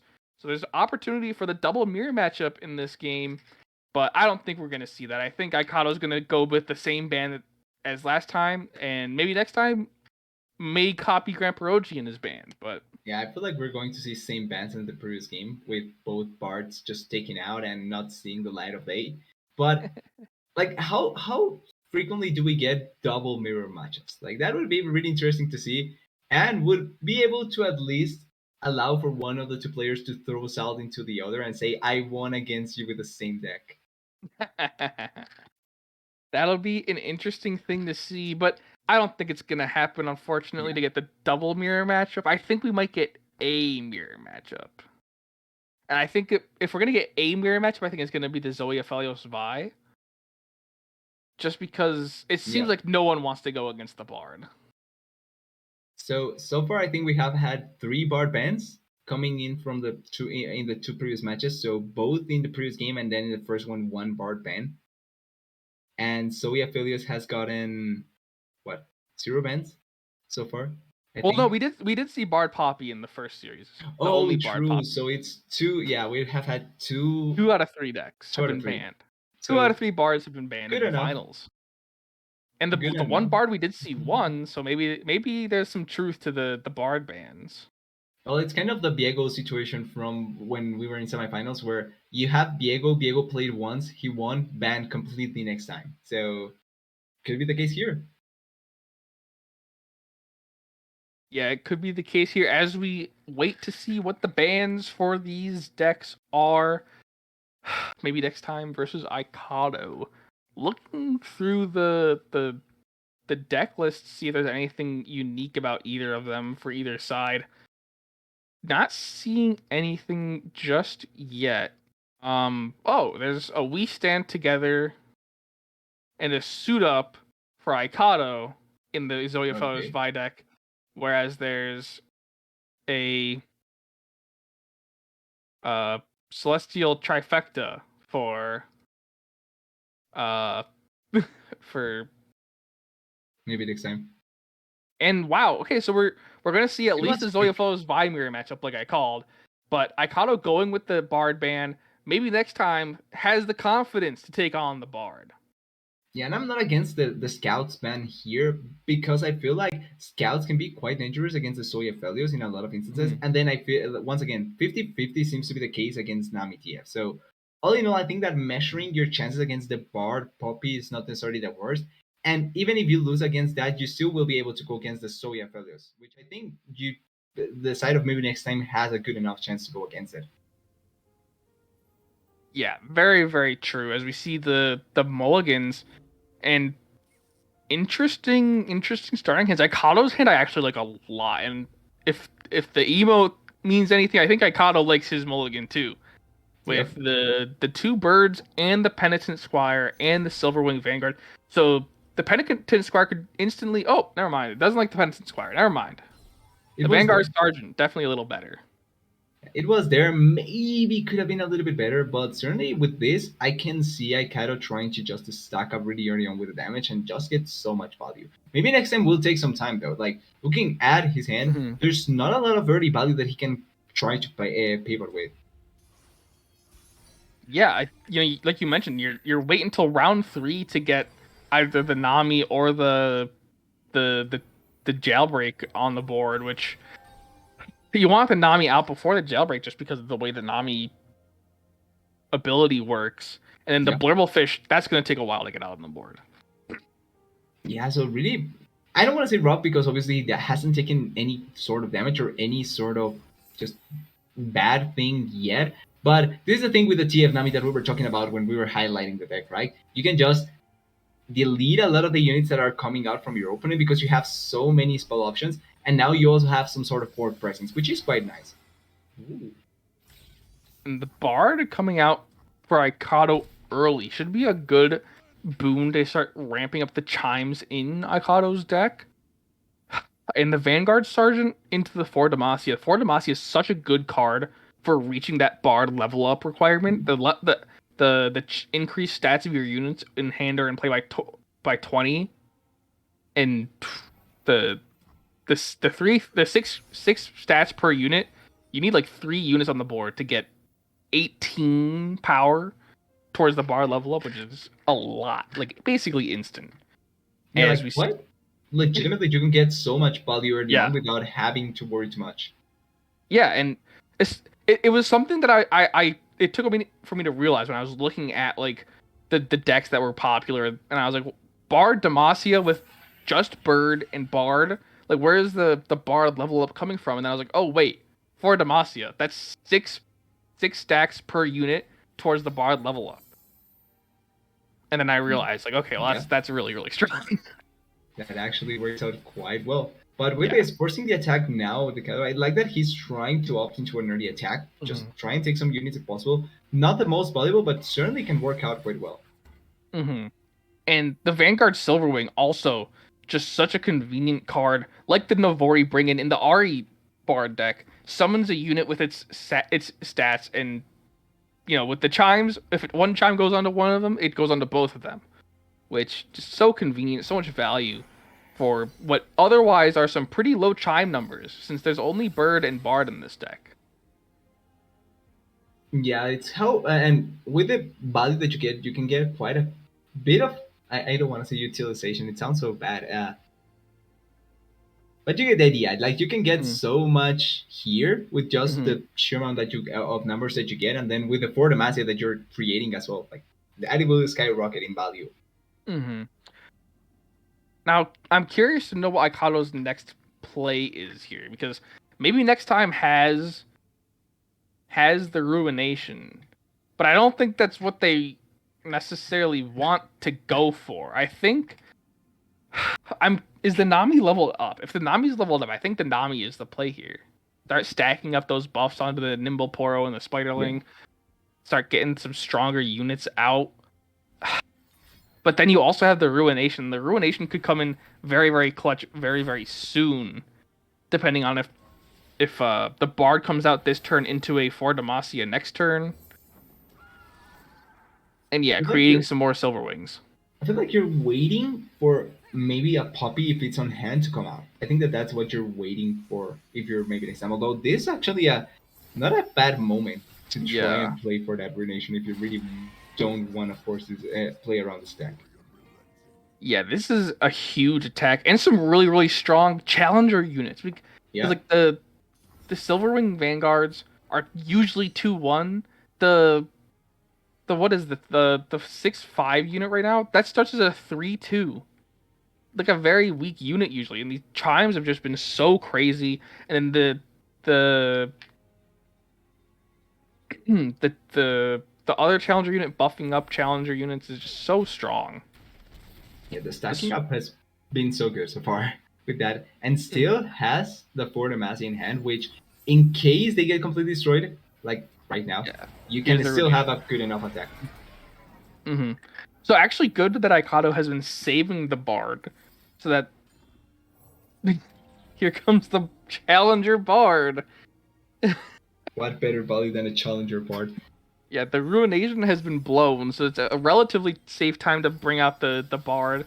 There's always going to be that threat No, of a vengeance, and the level up's completed though for the those Bard. chimes stacking up were so powerful and so valuable. Even if the whole board was destroyed, like the value was already there because of the level up that you get. Hmm. One thing though that I feel like maybe for Aikado could was is still lacking a little bit. It's not having the puppy potentially being here to have that extra setup. But luckily for him, it also was. It's now after the ruination, so it's not like you're at a huge threat if you throw the puppy out if you get it. Hmm. Yeah, I mean the Poppy would be convenient, but at this point, I think if you're Aikado, you don't even care. Like you have the Bard with level up, you have the Swift, the Silver Wings and the Protege, like and the Bard spell. So like there's just more than enough power in your hand. It's just what And does more to come. maybe next time want to do? Like how does maybe next time get out of this? And like how does maybe next time get out of this? The I think Bard, it has to be playing around with the Twisted Fate Nami, right? Like that feels like the only way at this point. I think the Nami needs to come out. Oh, or the Twisted Fate. Is the Nami not leveled up? Is that what the problem is? It has to be, right? No, it has to be leveled up because the level up didn't go up there. So that means the Nami's already leveled up. It's just waiting to go on the board. Oh, and there's the Vengeance. Yeah, but cannot use it right now. Yeah, but no, can't use it right now. But next turn, Next next turn, turn it we'll could be find its big. value. But it won't matter because there's an extra bard in Ikado's hand. Yeah. But what is maybe next time? What can maybe next time do? What is the play here? What is the play here? They have 2 Tellstones in hand. Spirit Journey or Crumble? I think you throw. Okay, so going for the trouble. I was thinking. I think you throw the Nami even if you don't get that huge value yet because of the level up. Because I feel like you still need to have the Nami board at this point. But with that, it's not coming. It didn't come out anyway. So Now Ikado's used the Bard spell so that the Vengeance can clear out this Bard. Oh, but the Poppy doesn't have any chimes, so the Poppy's not going to get any buffs off. the thing is that, like, yes, the board may get deleted this turn, but you can. Wait, 4-6. Quick maths because I'm not that good. Okay, no, cannot go for the unity into for the Masia to try and force a huge attack. I was thinking even Yeah. if the bard gets destroyed, cannot force that in this situation. 1 mana off. 1 mana Yeah, off. 1 mana. But I think if you're Ikada, maybe you go for the Swiftling Flight into a Silverwing Vanguard. Maybe that's the best play. Because that gives you 5 challenging Ooh. attacker units. 5 challenging attacking units with the Swiftling buffs. Could be big. Could make it so that you certainly won't feel if the bard is taken away in this turn with those challenger units because now you can force the more stronger units to take the attack. Maybe not game winning, but certainly at least taking a huge chunk of the Nexus health. Yeah, depending on how this plays, because maybe next time, I think you want to play a unit here just to have the blocker, because then you can Vengeance during the attack. But you don't have anything else that's going to give you, like, any clear. This has to be a Silverwing. Yeah. There we go. The Silverwings come out, so this is going to be a pretty big attack. So the Silverwings are going to go first, I assume, and clear out all of these other units. And then you're going to have the Swiftwing and the Bright Steel and the Protege and the Bard. The Bard will get cleared by the Vengeance. Here comes an extra unit with... Although you're taking, you're taking 8 damage, yeah. You're still clearing that whole board essentially for free. Like, you lose Bard, sure, but, like, that whole board's gone now. Well, at least the next turn, it's still not, once again, the attacking, and there's not the rally to try and pump up another attack for Ikato, which gives maybe next time a little bit of time. Yeah. And maybe next time use the 1 Ruination in the deck. Like, Yep. you almost need a second at this point. Which sounds kind of funny. Like, it was a logical play, and I think it was the one that made sense because of how many units there were, and how much value they had. But it's just a similar situation once again.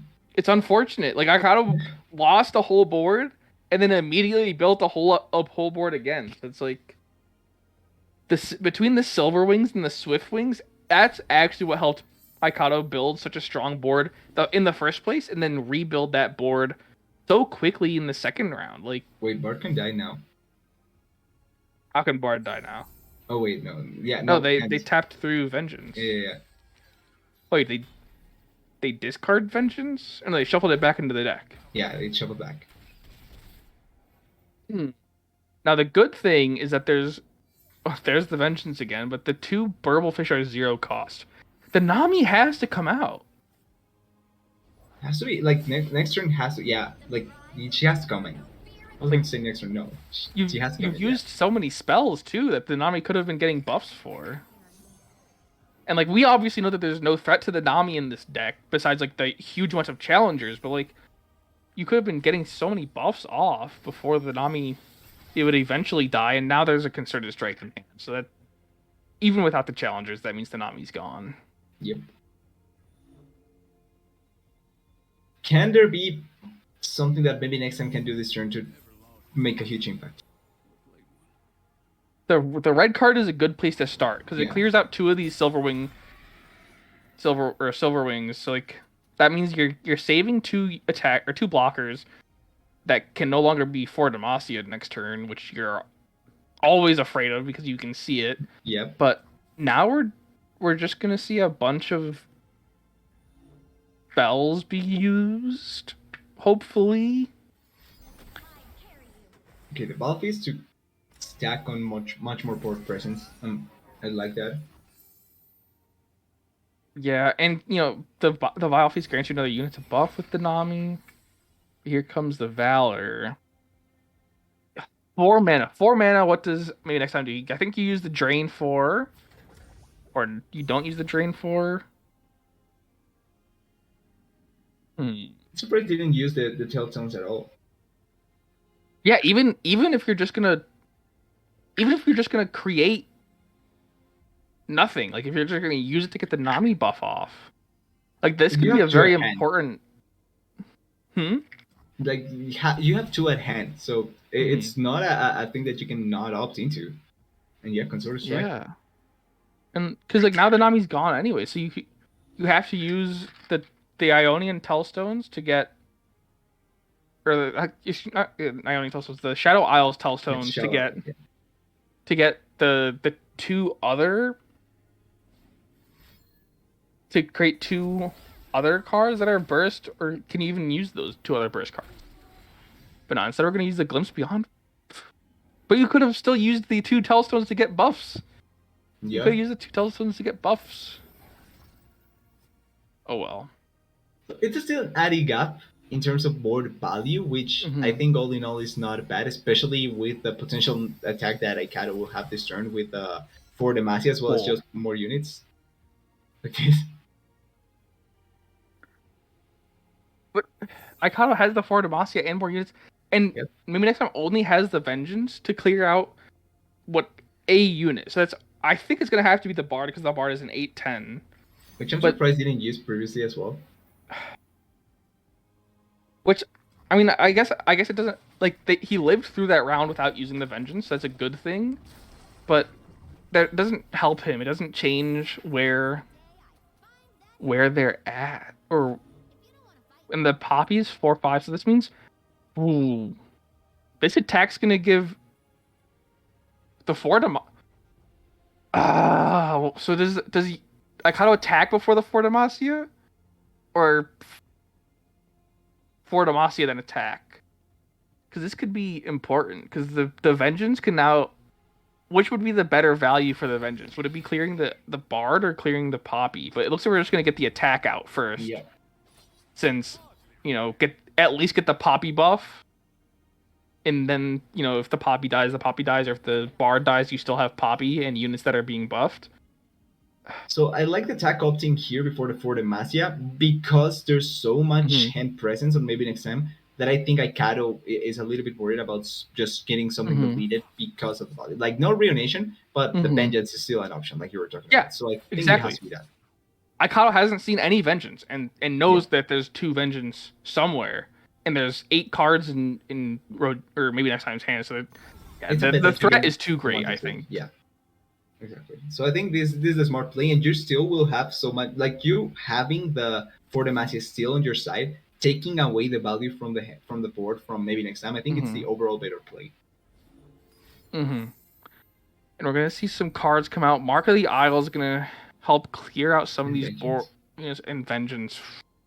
So yeah, the Bard, which yeah, the Bard is definitely a huge amount of value with the chimes and procking those onto cards on the board already. There's no good choice for the Vengeance, I guess. Well, I think it's a good choice. It's just a tough Hmm. choice, right? It's more Yeah. so with how tough it is to Mhm. get the most out of it. Yeah. No, And another time. it's a rough position to be in for maybe next time. And no Nami still. No Nami. Oh, can he But throw this it? this Just is one gonna hit. be rough. This is gonna be ooh the yeah, the enraged Yeti's a good pull, but how does maybe next time push enough damage? Like there's just no path that I see in the cars. Like eventually they're gonna have to use the soul drain to gain some health back to the Nexus because these are gonna be some Yep. huge attacks. And the two Burblefish are usually like the best way to end the game with a Nami, but with no Nami on the There's board, no those Nami. Burblefishes are just so weak. It feels like everything can work out, but there's the lack of the Nami there to try and make it work out, which is what you don't want. Well, at least with this, you do blow the puppy up. Hmm. Yeah, now the two vulnerables is definitely a great place for great thing for maybe next time. You know, being able to get the two vulnerables down and be able to clear those units. The Poppy, yeah, I don't think this is a way to save the Poppy. That card was a burst. They're going straight into the Yeah. attack. The Poppy is dead, but the Protege could be saved with the Sharp Sight. Is that worth it though? I think yes. I think that's worth it. Well, actually, looking at it from the side of Akado, you're running out of units when you think about it. Like Hmm. this actually takes away some of their units, and you really wouldn't want to be at a threat of not having enough units to protect because we're saying how the Nami is not here yet. But if the Nami comes out and you have one or two units that you can still play with, that is a really dangerous spot to be in as a Akado. Yeah. And like the one thing that we know is like maybe next time only has TF in hand and like a Yeah. bunch of other spells that aren't really gonna do anything. Like the Tellstones and the Nagakaboros will be able to summon a unit if this tentacle goes down, but aside from that, like hmm, Oh, I like actually this taking away the elusives. yeah, you know, making sure that if the Nami does come back out, there's no Yeah. elusives for her to to buff up to insane numbers. Yeah, But what be is able the to see what you want to kill. I think that's now? the golden Aikado rule. only has the four Demacia, and maybe next time knows that Aikado only has the four Demacia and one other card, which Ooh. just happened to be the Bard. This is So I think okay. I was thinking Naikaido could have gone for an open attack. I feel like even hmm with the Fort Demacia and then play with the Bard. But now with this, he does give it an opportunity to try and put something up for maybe next time, but still has the Fort Demacia in hand. another spawn three. Yeah, there's nothing saving. Wow, there's nothing that's able to save the Yeah. Bard from that tentacle slam. That's hugely unfortunate. But the four Demacia, it still doesn't matter. Maybe next time has the TF can go for the Yeah. gold card. Has the TF can go for the gold card. That's probably the best play I think for this. And yeah, there's Getting turned TF around. and the gold card. And Ikado's out of steam. Like has no cards. Maybe next time has cards, but only has one tentacle on board. What is his name? Two tentacle. Like that is a big tentacle to play with. Mhm. No, it is a giant tentacle, but the absorb soul. So yeah, finally Good. Yeah. the absorb soul comes out and puts maybe next time back up to a healthy 10 health. But Ikato still has the board then. The Vanguard Bannerman. That is actually a good way to play it here. Although to draw, if this is the Nami, that is dangerous. Okay, it's not the Nami actually, but that is still board value. So you take it. Oh, an ephemeral. That's unfortunate. Not that the unit likely would have survived this turn, but since it would be a Yeah. 1/1, but if anything, the 4 damage is convenient for Aikado. You block with the Bannerman. Yeah, there's only one option here. If you're a Kaido, it feels like there's only one option because the other you don't really want to throw away units, especially without having any value in hand.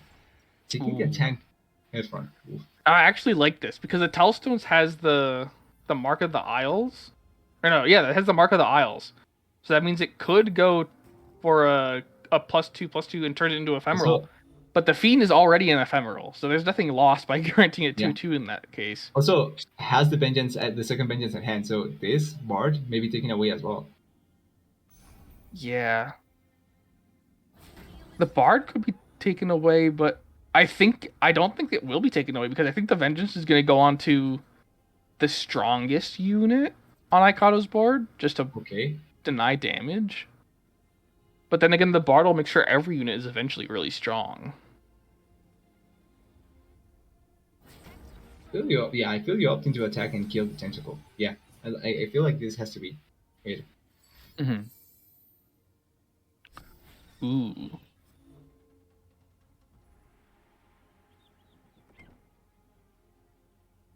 I still need to get the protection. Yeah, this is going to need the Vengeance. Ooh. Yeah. The Bannerman. So yeah, opting to save health this turn as opposed to, saving potential damage later by killing the Bard. The thing is that we're so late already, like 7-3 on both players. It's already past the 10 mana value, although that is a huge unit. Mm-hmm. Oh, and the Shelly. There's no way to block this. Yeah, no. There's no way to block the Shelly. What a pull. What a pull. This game has gone the distance. Ikado's run out of cards, and maybe next time was able to find the Commander Shelly.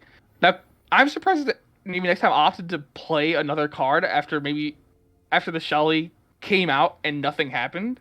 Because if Ikado had an answer for the Shelly, Yeah. would have Would used have it. I used probably it. would have gone straight for the attack.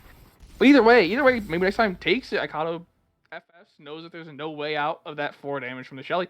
And after not a grueling, but a very, very long first match between maybe next time and Ikado, maybe Yeah. next time takes it. It's gone back and forth in this series. And The way that it started, right? yeah, Like it felt like it was Ikado's to take with everything that was happening, but it lasted so long that the cards were on one side and on the other there was nothingness. And after that point, it was almost impossible. yeah, it looked like it was gonna be Ikado's game, but then it just slowly there was just no more units to keep playing. As we go into match 2, it's gonna be the run back from Ikado versus the Zoe Aphelios Vi deck. Now I'm really looking forward to this one to see how it plays out. Yeah, Just it because could be a really interesting one. I hear so much about it. I want to see how it works in the hands of these players. And it looks like there's been a pretty good start for maybe next time. It has the Aphelios, has other units to play into the rounds leading up to the Aphelios, and then Ikado has a bunch of challengers, so has a way to take care of the Aphelios. Yeah, that is something really important to try and always keep in mind when you want to go against a Phyllis. If you have some way to kill it, that is marvelous to have. One thing though that Aikado facing once again, he does have 2 bards in hand, but I think in the previous game that lack of continuous stat creation certainly could have been working out quite effectively with a puppy, and I think that this time around, if he can find a puppy or a Jarvan, can be quite good as well. I think totally right, and we're gonna see. Yeah, maybe next time actually going for a wide board here with the Zonite Urchin. Yeah, denying that barrier that Ikado's opted to play. Definitely a good play here. I like this form of attack to just take away from the other side. Yeah, and it does help out because now Ikado's lost that free 2 damage onto something that could be very important, like in Aphelios. But Ikado's actually in a really, really good place here, I think. Just because of the amount of challenges that Ikado keeps pulling, forcing the Aphelios to stay in hand and not on board. Yeah, I also think another good thing that Ikado has going for him is the value that he has in hand, because ignoring the other 2 parts, you have good generating cards in your hand to just get a lot of board presence. That even if it doesn't come out in this turn, for the next one can be quite valuable. Yeah, and I want to see the Bard come out just for the potential attack to get extra chimes planted, work towards that level up, but you really don't need to. You just need to make sure that the Aphelios doesn't come down. That's what's going to be the real problem. Now, depending on what this Pharaoh's Financier created, okay.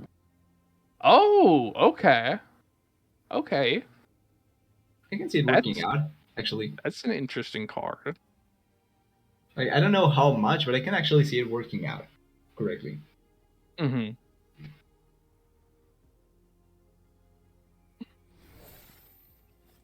Now we're going to see the Swiftwing Flight come out and get some... opted for the Fleet Feather, not the Silverwing. That's pretty interesting. As we see the Aphelios come down on the board. I also like that we didn't opt that Ikato didn't opt into the part, because I feel like you can just save that a little bit longer, especially without the continuous chime generating or the popping up of allies. I feel like you can save the bar for a little bit, and getting your board presence more active can be much better. Mm-hmm. Yeah, and I think what Ikato's going for, the bar doesn't really help right now, but the Fleet Feather into a Silverwing gives Ikato 4 Challenger units to buff up with the Swiftwing, and then the Fleet Feather could easily clear the Aphelios. But the Calibrum, that's gonna be unfortunate. Now nothing will take care of the Aphelios right next now. turn. Yeah. Yeah. Well, I guess Ikato could go for the Swiftwing again into the Aphelios, or the Broadwing. That also works out. Now, what does Ikato go for? I think Swiftwing again. You go Swiftwing, get card generation, get the buff for Challenger units, and then try and clear out this Aphelios. But the Aphelios has a lot of cards that could help him out. Got the Pal Cascade. But you kind of have to opt into it already. Like, you have to go for something before you get cleared out, and you just allow the Aphelios to keep on being Aphelios, essentially. Yeah, and like that's something that you don't want, because once Aphelios gets going, it's a monster card, just creating stat buffs and keywords that eventually just run through you, along with the the Gravitum and the Calorum to keep board control there. Okay, so yeah, opting for the unit generation. Actually, like, I hope that it's for the Silverwing, if I'm honest. Okay, opting for the Valor. I think the Silverwing would have been nice to have as another important unit to play with. I feel. Yeah, but the nice thing about Valor is that you can play the Valor with spell mana. True. And here comes another Calibrum. Maybe next time, always opting for these Calibrums. It's the Aphelios value. I think there's a Severum that's what was just picked. Or I can't tell what these looks like. A Gravitum then with the okay, if we could get confirmation, could be great. But I think it has to be Gravitum, right? I think it's a Gravitum. A big blue ball, probably a Gravitum. Looks. Yeah. Okay, got a confirmation. Perfect. But no, I think.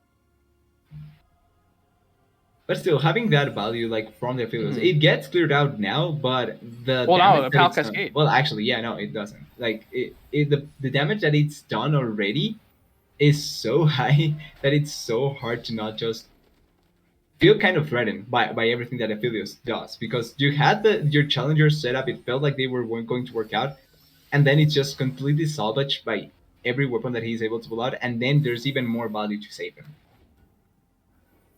Now, is he in a better position though? Because the Aphelios now is a 3/1. There is no backup Aphelios in hand anymore, and there's still the Silverwings and Valor in hand. Now, does Ikato opt to drop the Bard? I don't think so. I don't either. I think you go for the Valor instead to maybe try and threaten the Gravitum, and then go opt into another challenger. I think that has to be at least a force. Okay. No, the silver ring makes sense. Yeah. Just since it's two blockers and will force something out of maybe next time to stop the double blockers, because you have the flame chompers on board, so you can pull one of them away and then you use the gravitum to stun the other. Here comes the Valor though, which is an extra blocker, which is going to force either another flame chompers to come out, or the get excited to clear that, or the Aphelios just doesn't attack. Which, I mean, the Aphelios doesn't need to attack, But how but do you look now? yeah, has level up, so no, you might as well attack. You got quick attack now. Yeah. Might as well just force it out. Yeah, and I can't tell what was picked, but I think it was Calibrum. mhm. Was it though? I actually am not sure. But yeah, this is gonna be. Excuse me. This is gonna be an interesting attack. The sharp Do sight you not worth just yet. do you Although do you sacrifice the Valor here to stall the Aphelios? Okay, no, actually, no, you it's don't. not You worth don't it. Not sacrifice actually. Valor. The Yeah, question is, do you it's use not sharp actually. sight to block the Yeah, Kyrian to buy to block the other thing, or you actually buffing use it up. to guarantee the kill on the But then, Sump Treasure? okay. So it is a 1-for-1, which I am not against here because it is Mm-hmm. actually taking away from the board. Mm-hmm. But is it a lot of value that you can play with? Now, well, at least with the if you can throw in the bard the next two at least force an attack here, maybe can be good. Mm-hmm. Although Calibron coming here,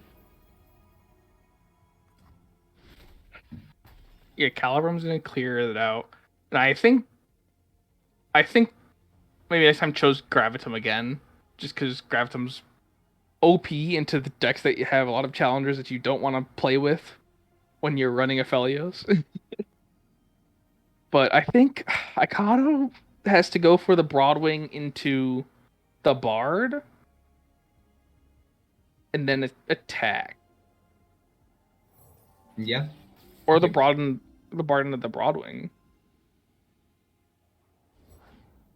yeah, like you have a lot and enough value to just play here with the Broadway. Mm-hmm. Going for the chat, okay,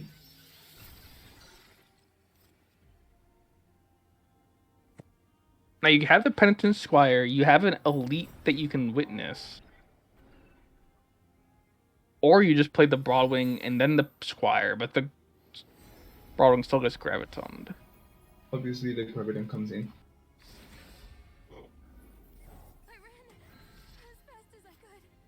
Excuse me. Yeah, but it's a slow Yeah, game, and I don't really know. Ikato once again run out of cards. There's not really like much to do yeah, like besides that's the thing. wait. Like maybe next time just seems much better poised with the value that he has both in board and in hand. Mm-hmm. Like there's just so much. There's so much on the side uh of of me next time. Like, what is there to even gain from? Yeah, I like he's forcing. He's going to force an early attack. Actually, yeah, just full blown attack because he has the get excited in hand anyway. So Mm-hmm. even if it gets blocked, you still could potentially just win the game here. Yeah, you do. Okay. You do just win the game here because Yeah, there's that's there's excellent. not enough Actually, not even. blockers. But wow, that was interesting. I was not prepared for that really. Just after the first game, but after two games, maybe next time says maybe next time to Ikato and takes the game, Yeah, equalizing it back to 2-2. yeah. 2-1. 2-1. Or no, not equalizing. Yeah, Takes the lead take, for take the Church of lead. Targon for 2-1. So Hirsch's prediction of a 5 game is coming even more true as we're waiting to see. Maybe. It's going to be Milk. Milk is the only one left for Frozen Monks. It's all on Milk's shoulders. Milk has to get not the The reverse sweep, but pressure. has to close out 2 games against the Church of Targon. So The pressure is on. It's all come down to Yeah. this. It's all come down to Milk, and Milk has to win either 4 games in a row or play through 6 games and win 4 out of 6 of them. Or yeah, well, I don't know. Maximum 6, Who minimum knows? 4.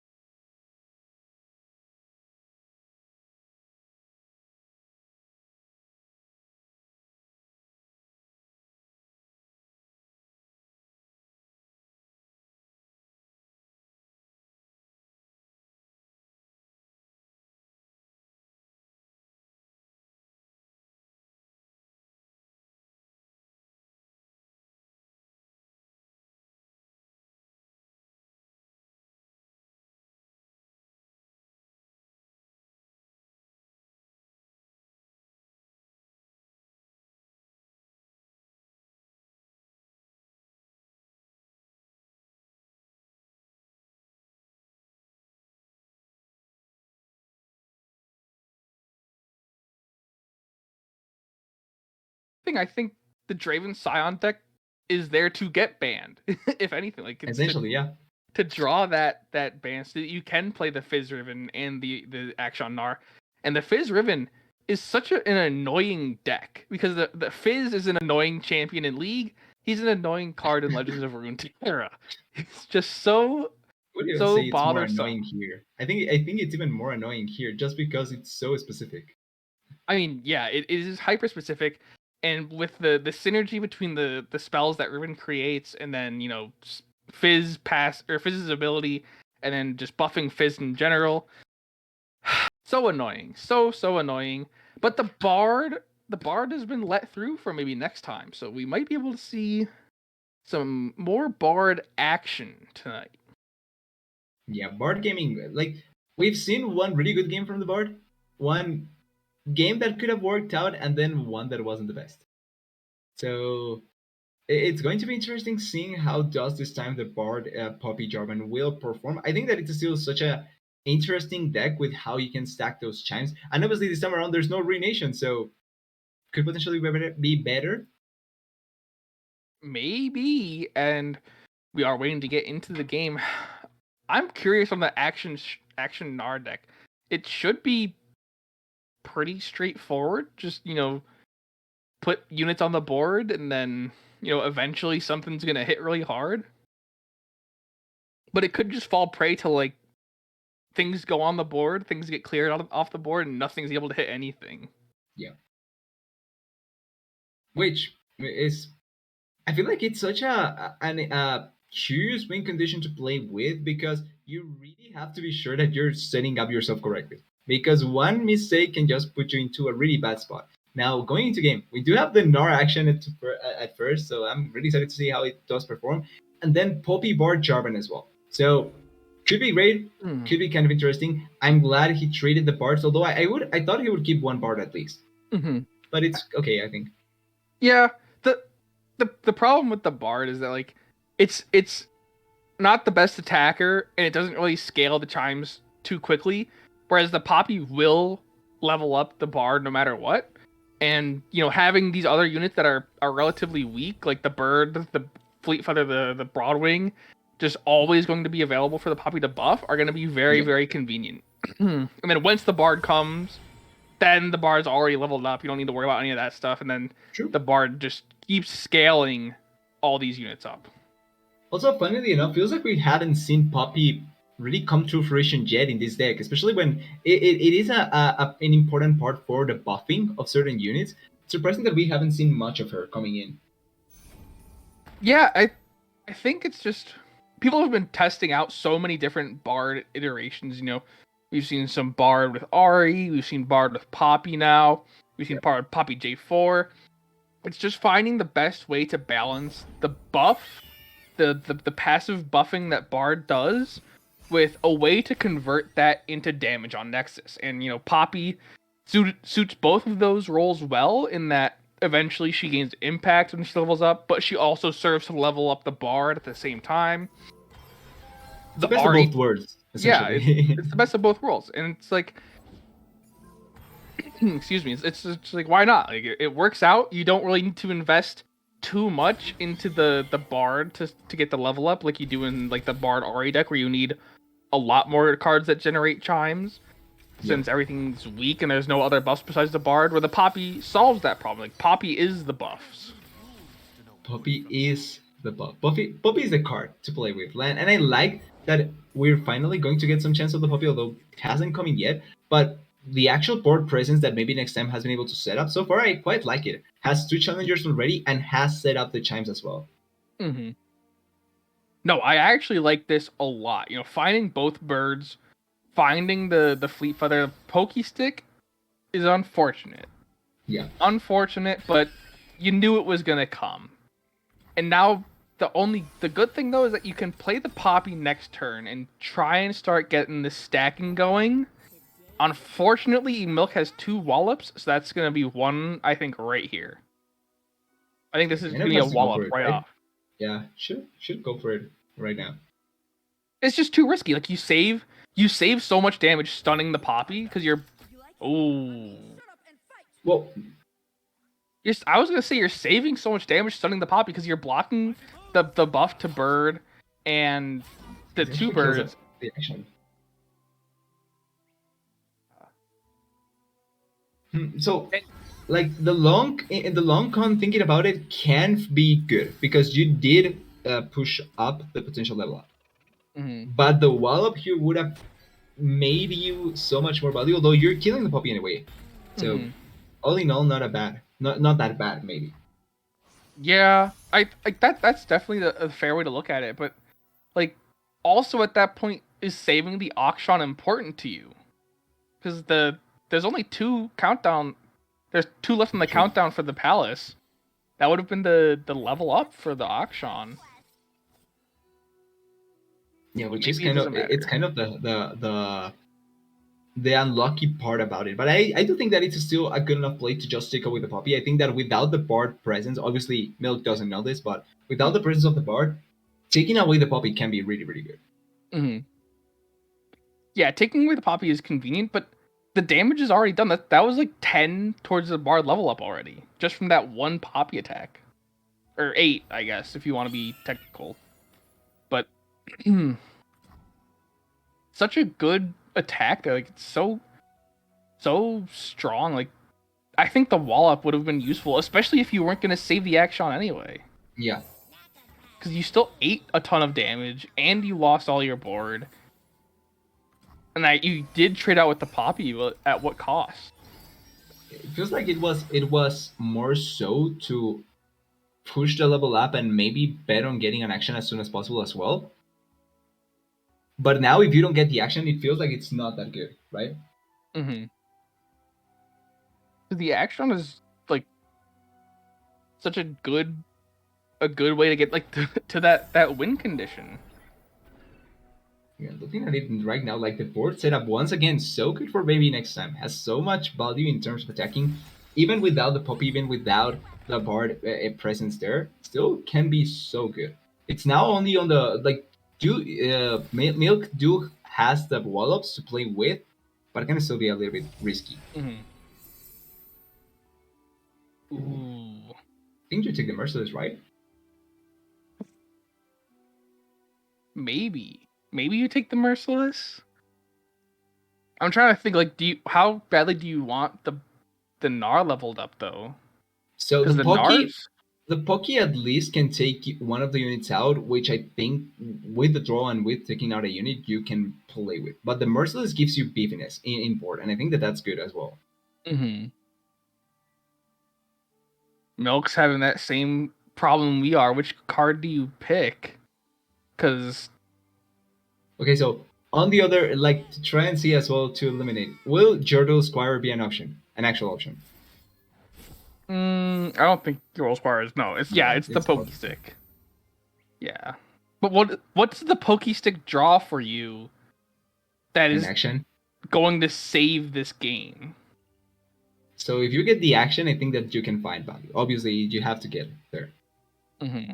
But that could be one point of view to try and get that action back. Okay, to Jordan Square. This is just going to be the attack from. So this is the attack from maybe next time or not. Oh, or not.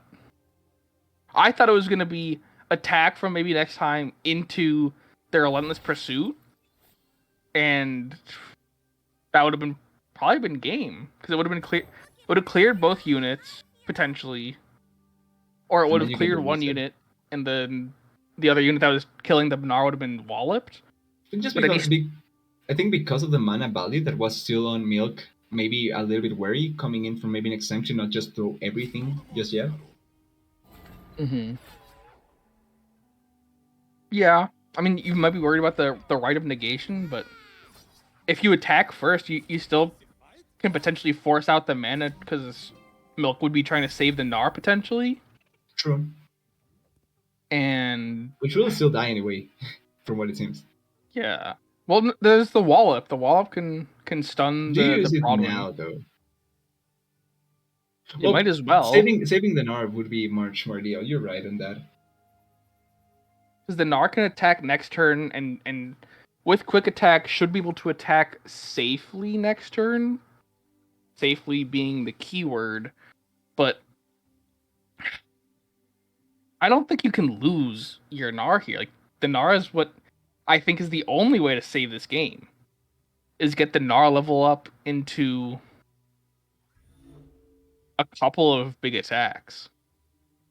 Yeah, but will you last? Well, the first step is certainly saving the Nar. Now, will you be able to last until the Nar level up is an actual thing? That's kind of the main thing, right? Mm-hmm. And I don't think that's going to be the case. Like it's super hard at this point because of how much value there is right now in hand. Not mainly in terms of spells, but in terms of just value that you can add onto the board. And there's not that much.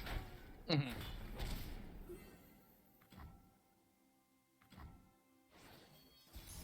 But now you don't have any board, and you have the Merciless Hunter now, which should be able to clear the Vanguard Sergeant or whatever else comes out. But now Yep. that's J4 and maybe next time's hand. This is not the best place to be, because this is gonna be what you have.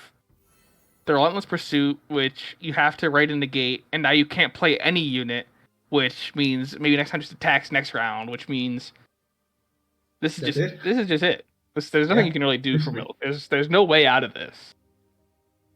Because you write him negate to save yourself this turn, and the next turn, maybe next time just open attacks and gets the J4. Yeah, like really, I'm trying to think if there could be an opportunity to try and maybe set up something else instead. But like you're not given the chance. If you're right of the gate here, you're the next turn it's it.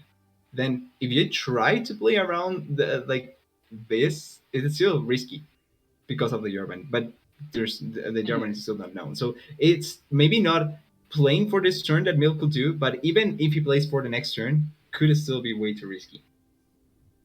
Mm-hmm. Let it go, yeah. Yeah, I guess.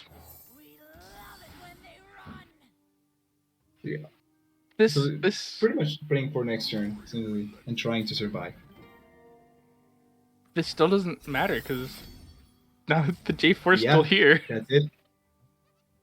The only way you would potentially save that is right of negation, but it's just the open attack next turn. It doesn't matter. There's just no way out of this Yeah, for like Milk. that's the thing. Like you play for either. So I think in the mind of Milk, you play for either Survivor until next turn, which he obviously doesn't know about the German, so she's dead anyway. But Mm-hmm. playing for that or taking it here and seeing if he can survive, and he couldn't. Mm-hmm. So it's just an unlucky situation for Milk. I feel like that play with the action where the action was traded really could have changed quite a bit of how the game went because of how close the level up was to come through. So I think Mm-hmm. that obviously a couple of situations here and there, if changed, maybe could have worked out better for Milk. But I think maybe next time manage that so well. Like the setup, the trading, I feel like went almost I want to say perfectly to plan. Although it could have been there's a couple of things that always can be good, but worked out really well. No, yeah, definitely a really really good start by maybe next time. One more game could be it. This could be the last match of finals for Aegis Esports. This could be the crowning This could game be it. for Church of Targon. And Milk's hand, It's on him. not too enticed by it. Just gonna say, 2 It's 5-cost units, then a Gnar, and the Vicaran Vagabond. Not the best place to start. The Akshan pull, definitely I good. think the action Definitely good, yeah. helps start bringing this back. Unfortunately, there's a TF in hand. There's Vengeance in hand. There's that's about it. Because next turn, all maybe next time needs to do is go for the gold card TF on drop, forces out the shaped stone from Milk, or Milk lets this go, which very much could happen. Let the now that Action's safe because the Gnar is stronger. So Also, luckily, he also put a second action, so even if Mhm. this one gets destroyed, yeah, you can still play around with that one. I was gonna say maybe you could just let the Action die and play a second one, but definitely not the best No, place it's to not the be case, losing yeah. Action so early. Yeah, we've already seen what happens with action dying quite early, Mhm. so ideally you wouldn't want to take the risk. But there's Yeah. quite a bit of value from maybe next time. Like even if with the Twisted Fate coming in and not necessarily attacking the action, like there's still a vengeance in hand. Like that can get used later on as well to just leave the Gnar or the action before they find the value that they want. Well, between this gold card and the 3 spell mana that maybe next time still has, there could be a Vile Feast that just clears the Gnar out immediately. And so it feels like everything can still be managed by maybe next time so far, at least. Ooh, what? Oh.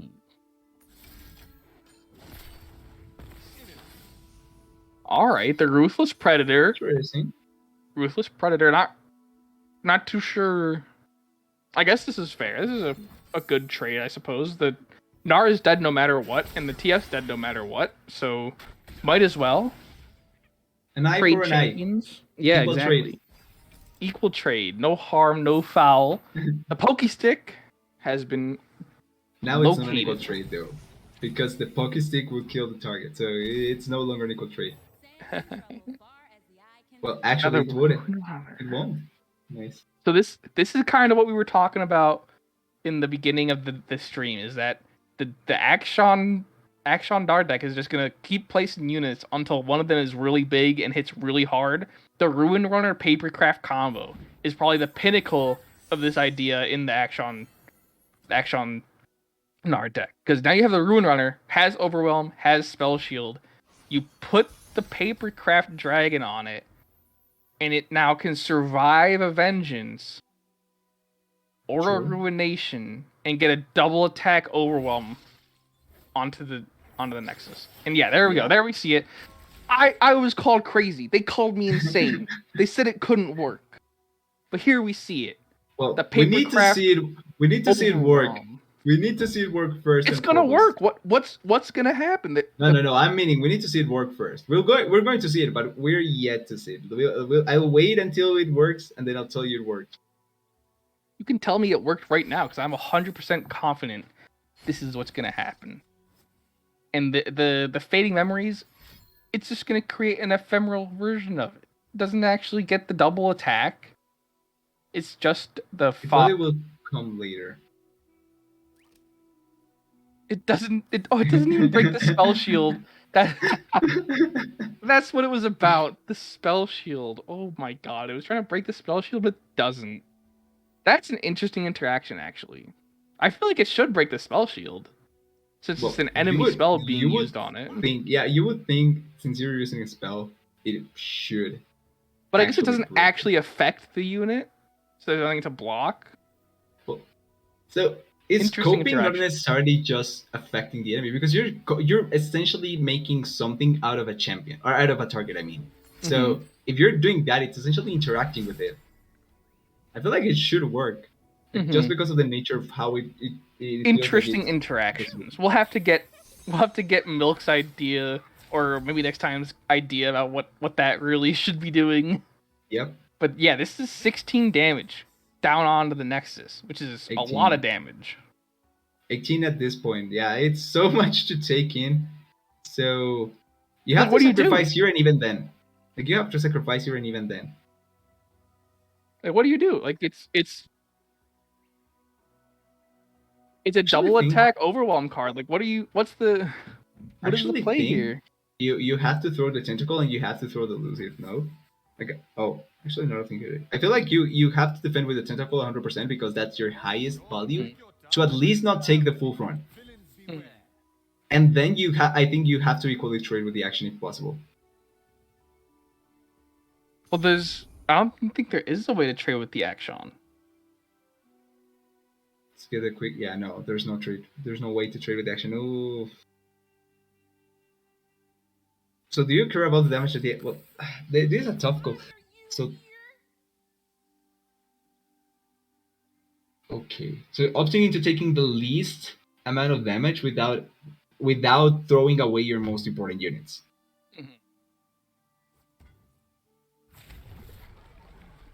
Or you're trading for the action. So at least trading for the action. Now, I would like to see the coral creature block so you at least save 3 health instead of just the 1. But this is gonna be it for Oh, oh, Mm, no. one health is enough. Maybe it is enough. Maybe it can work out.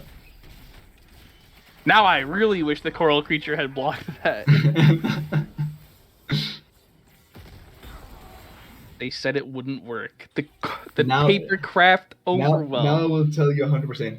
You are not crazy. It works out perfectly.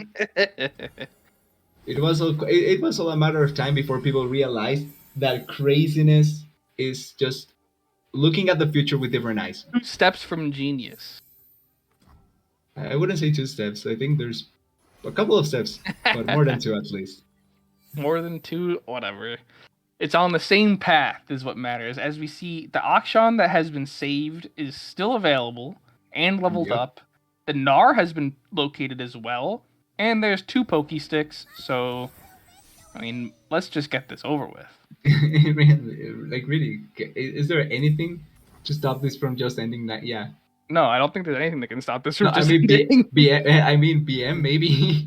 Yeah. Like that's it. BM not wanting to end the game with a poke stick, but yeah, Yeah, I just mean, like waiting for them to attack and then poke sticking because that's the only like BM that can really happen. But yeah, give them hope paper. until they cannot win in reality. Yeah, 1 health is one more than I should have. Yeah. All you need, 1 health in the dream. But unfortunately, it's nighttime for maybe next time. But not yet. There's still one more chance for maybe next time to close this Yes, the series tournament. out. Yeah, it's the final match of this matchup between Milk and maybe next time. Maybe next time wins, the game's over. It's done. Targon are your champions. Milk wins, we're going to the grand finals between Milk or between Frozen Monks and Church of Targon, and it's gonna be the Fizz Riven versus the TF Nami, and this could be a pretty dangerous game just because of how fast Riven and Fizz want to play this. And Yeah. there might not be enough time for Nami to really scale up. So one thing that I do think okay for maybe next time is having the Nami already at this position to try and get her level up as soon as possible can be quite good, and then being able to pop the units. The problem is that, like you're pointing out, I think that Milk has quite a good ways to try and speed up the game as fast as possible already. Mm-hmm. Now the might is another card that I think is slept on because the 3 power overwhelm can just turn like what otherwise is a really safe block into a dangerous one. Because you can commit to the 1 unit, the 1/1 unit blocking like a 6/2 unit. And then that 6/2 unit is now a 9/2 overwhelm card, and you only have 1 health blocking it. So I really like the might inclusion in this deck. Just for the extra value. The extra value, not just for the opportunities that can be presented by turning an otherwise normal card into a huge overwhelm unit. As So we what see, a champion would do, essentially. yeah, as we see the librarians on the board. No Fizz, no No Raven so far, yeah. yeah, no Riven. The Fizz is in hand, but not been played.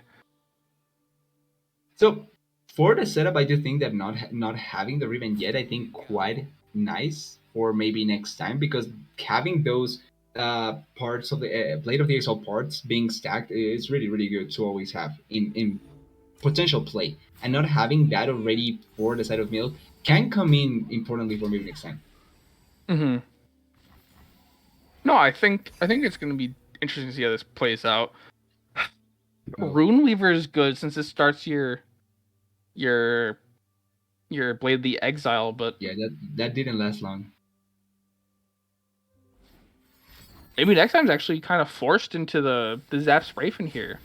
The double trouble good, but the Sprayfin you'll lose, and Sprayfin provides so much value for this deck. Being able to keep the draw going for the spells. You could still opt at least into the TF if you want this turn to Mm-hmm. maybe get some value out of your card draw, which I think it's not bad. Like you can get at least rid of two of the units already in hand, or try and stun one of the bigger attackers so that you don't lose much health if you're not opting into wanting to 1 for 1. Mm. Right. Unfortunate summon with the the Dragon Chow. I was just looking at that for a second. When does the Nami come down? The Spray Fin I think has to come out first, just so you don't lose it. Yeah, there it is. Yep. Because you don't want to lose one of like the most important cards in your deck, since it's elusive and a tune and a spell draw. It's like, besides Nami, probably the most important card. But Nami needs to come out. Like the concern of holding Nami is dangerous. So we talked in the previous. I'm not sure if it was on the previous one or on one of the previous. How we want to see the Nami, but does the level the level up impact the timing on when you throw it out? Because I feel like if she comes up before the level up, even though she's not finding a lot of value, you can still have her be present in the board and be a threat Mm-hmm. for Milk at any moment. Mm-hmm. Now, Milk has found the Papercraft and the Might. So this is kind of exactly what we saw last game, where Yep. it was the Ruin Runner Papercraft, but now you can just turn any unit into that Papercraft Overwhelm card, and it very well might be the Librarian, this 3/2 Librarian that's on the board right now. Not this turn, obviously, but soon. But it's just Soon. all setting up for it. Yes, it is still setting up for it. The quick attack, the Keen Blade Fragment used on the other Librarian, so that there's some extra damage coming through. The Dragon Chow serving its job as a sacrificial pawn. As it was meant to be. Like it feels like that an extinct species on the normal Earth. So it makes sense that it's going to die right now. This kind of defense is it's really forced. Like you're you're forced into this spot, but it's because of how much value that Milk was able to find. And what like you're pointing out, next turn or next attacking turn for Milk can be so big already, quite nicely. Mm-hmm. And Milk also has the rainbow fish. That could also be another good attach, turning this other. You could have one librarian with double attack, one librarian with the elusive. Keep pushing good damage down. But yeah, like you mentioned, this attack is good and forces a lot out of Milk. Now Milk's luckily been able to save a unit and the Spray Fin, but so for maybe next time, something's got to happen. Would you? I think you can go for the TF this turn, if I'm honest. With the TF this turn with the red card to just get some board presence out of the way for Milk, and then you play for that. You try to play around the fact that maybe this librarian can get it stronger. The one remaining can get it stronger. Maybe, but if the Nami, then the Rainbow Fish. Yeah, I was gonna say that the Rainbow Fish comes out. Now, why would it go on the Blade Squire? You want the Blade Squire to die. Why not put it on the? Why not put it on the Librarian? That's actually... You want the Blade Squire to die. Like, is it maybe to disincentivize? No, but actually, like you're pointing out, like you don't want to you don't want to incentivize the side of maybe the exam to force it because you want him to die anyway. So I feel like if you're wanting to die anyway, you try to opt into buffing up your units that you don't want to die. I guess the psychological play there. Psychological warfare to make your opponent think something that it's not. Now what I want to see is some conchologist action. Let's see, what are we manifesting today? Salt and Stitches, trash. Calling Strike, maybe good. Maybe actually the play. Hold the Nami. Is not bad. Stress defense is good, but the Calling Strike, I think, would be the only way that there's clear. But yeah, that would be the only clear that that would be in Milk's deck, and that would be a really, really convenient way to get rid of this Nami. Yeah. Force another Nami to be found. Yeah, there's no save in hand or anything like that. So yeah, this could be a good, like you're pointing out, Nami getting killed here with how much Nami needs to be set up. If she gets killed here before finding another one, can be quite huge for Milk. And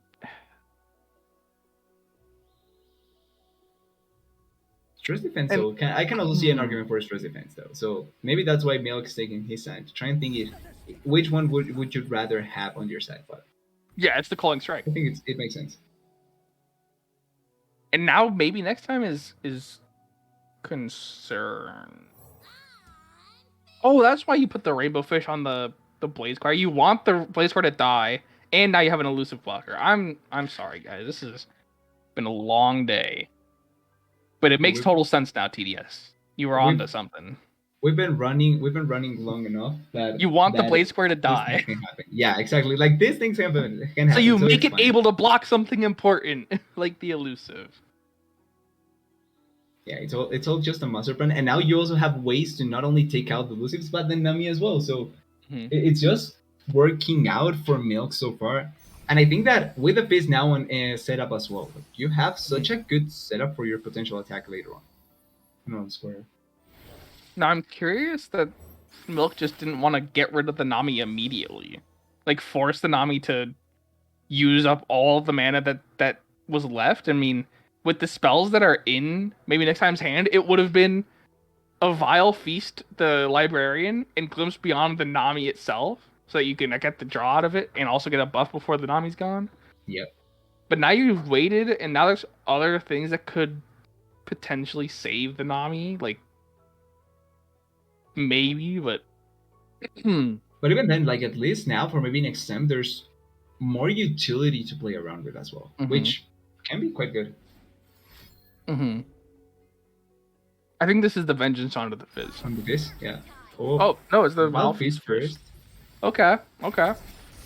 Vile Feast onto the Librarian, like we knew would happen eventually, but the Vengeance, I think the Vengeance is gonna come out. Would there be any reason to not opt into Vengeance this turn for maybe next time? You wanna see if Milk will commit anything else to the Fizz first before you Vengeance. Once there's two cards, so it's like 50%, right? Like 50-50 chance of something actually coming in. Yeah. So you want to see if the Fizz will have anything else committed to it before it attacks. Once it attacks, I think the Vengeance comes out, because that's a lot of damage to let through. Because it's either you let the Fizz attack and you block it with the Burble Fish, or you Vengeance it, or you block it with the Spiderling, since there's no elusive on the Fizz yet. And you don't need a Vengeance this turn? I think that watching how this attack is set up, I feel like you opt into the Vengeance, no? Like, I think opting into the Vengeance is not bad. Because if nothing went already into the Fizz, means that there's potentially nothing much. Or nothing more to add. Yeah, I think the problem is that you want to get as much value out of this Vengeance as possible, and right now you could potentially be blocking the Fizz for free, because there's no Overwhelm on the Fizz that you know is coming because of Might's in the deck. Yeah. There's no other thing that's a major threat right now, and the Vengeance is like your savior. Like, the Vengeance is going to be what saves the game for you, because it'll clear out something that has a lot committed to it. And the Fizz does have a lot committed to it already. It has but it's not the typical thing that would have committed, right? Because there's still a lot more that can be committed. Yeah, like Might, the Might, the Overwhelm fragment from Riven, the Blade of the Exile from Riven. There's a lot of things that can be put on this Fizz that make it an actual threat, and not something that you just block with one of your many chump units that you have. Yeah, true. I actually, looking at that side, I think it's a smart play. Like you're pointing out, like Vengeance just feels like such a valuable way to play it. Oh, opting to take the elusive instead. So I think I can get it because of how much there's a lack of elusives coming in, but I thought you were going to just opt into the Nami. And I actually like this calling strike a lot. Yeah. Recognizing that the Shelly ability was already or almost completed, and that would spare the Nami from being cold. Making sure that the Shelly can no longer do that is a good thing. Actually, now feels like such a good setup for maybe next time at this point. has so much value in hand, has still the Nami popping up. There's no elusive Mhm. blocker, so can offer a good attack. Yeah, it would have been a good open attack. Yeah. Oh, that's ooh. Trixie. Well, you could use Disintegrate to try and eliminate the Nami, maybe? Could be Yeah, kind I of think a thing. disintegrate might be really good here, just because if you can disintegrate and then find a pokey stick, find one of your pokey sticks, that would be like the easiest way to clear out one of these huge units. Oh, but it gone Oh. for the vision. That's See, interesting. to force a strong attack later on. I don't know how much stronger your attack can get with vision. Like you have one unit that's going to be doing damage, basically. Yeah, there's the vulnerables. That's going to try and clear this fizz. There's not really anything that can be done about it. It's 9 attack this time, and then there's will still be no elusive block. Mm-hmm. So it's just kind of waiting a little bit longer. Mm-hmm. And I wonder if Milk was waiting for this vulnerable to come out so that it could use the rainbow fish. Since if it rainbow fished early, the vulnerable would have just challenged whatever became elusive anyways. But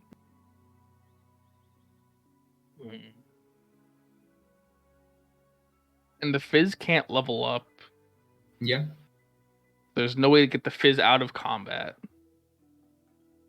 You're just really waiting to like. I feel like you're not really waiting for much saving potential here because there's barely any. Mm-hmm. So I think you have to trade here. I think just I Accept it. think Accept Milk's it. taking their time to like think out like how they come back to this. I think that this makes me feel like Disintegrate, at least with this, you could have forced something to be eliminated with Disintegrate. Mm-hmm. Okay, so Vision. Okay, so at least does trade the Nami with this. Mm-hmm. And the Yeah, Tentacle. yeah. I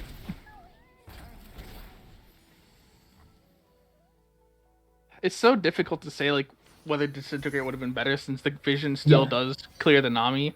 Oh, but Riven. This could be big. This could be big. Riven with double attack has the overwhelm fragment. Oh, this could be big. This is what the vengeance was saved for. Yeah. This is what the vengeance was saved for by maybe next time. The vengeance comes out once the overwhelm's committed. The might. It's the might. You have to use might here and attack and hope for the best. Like I feel That's like with how maybe next time is passing turns, Milk has to be thinking that there's something going on. Like there has to be something bad.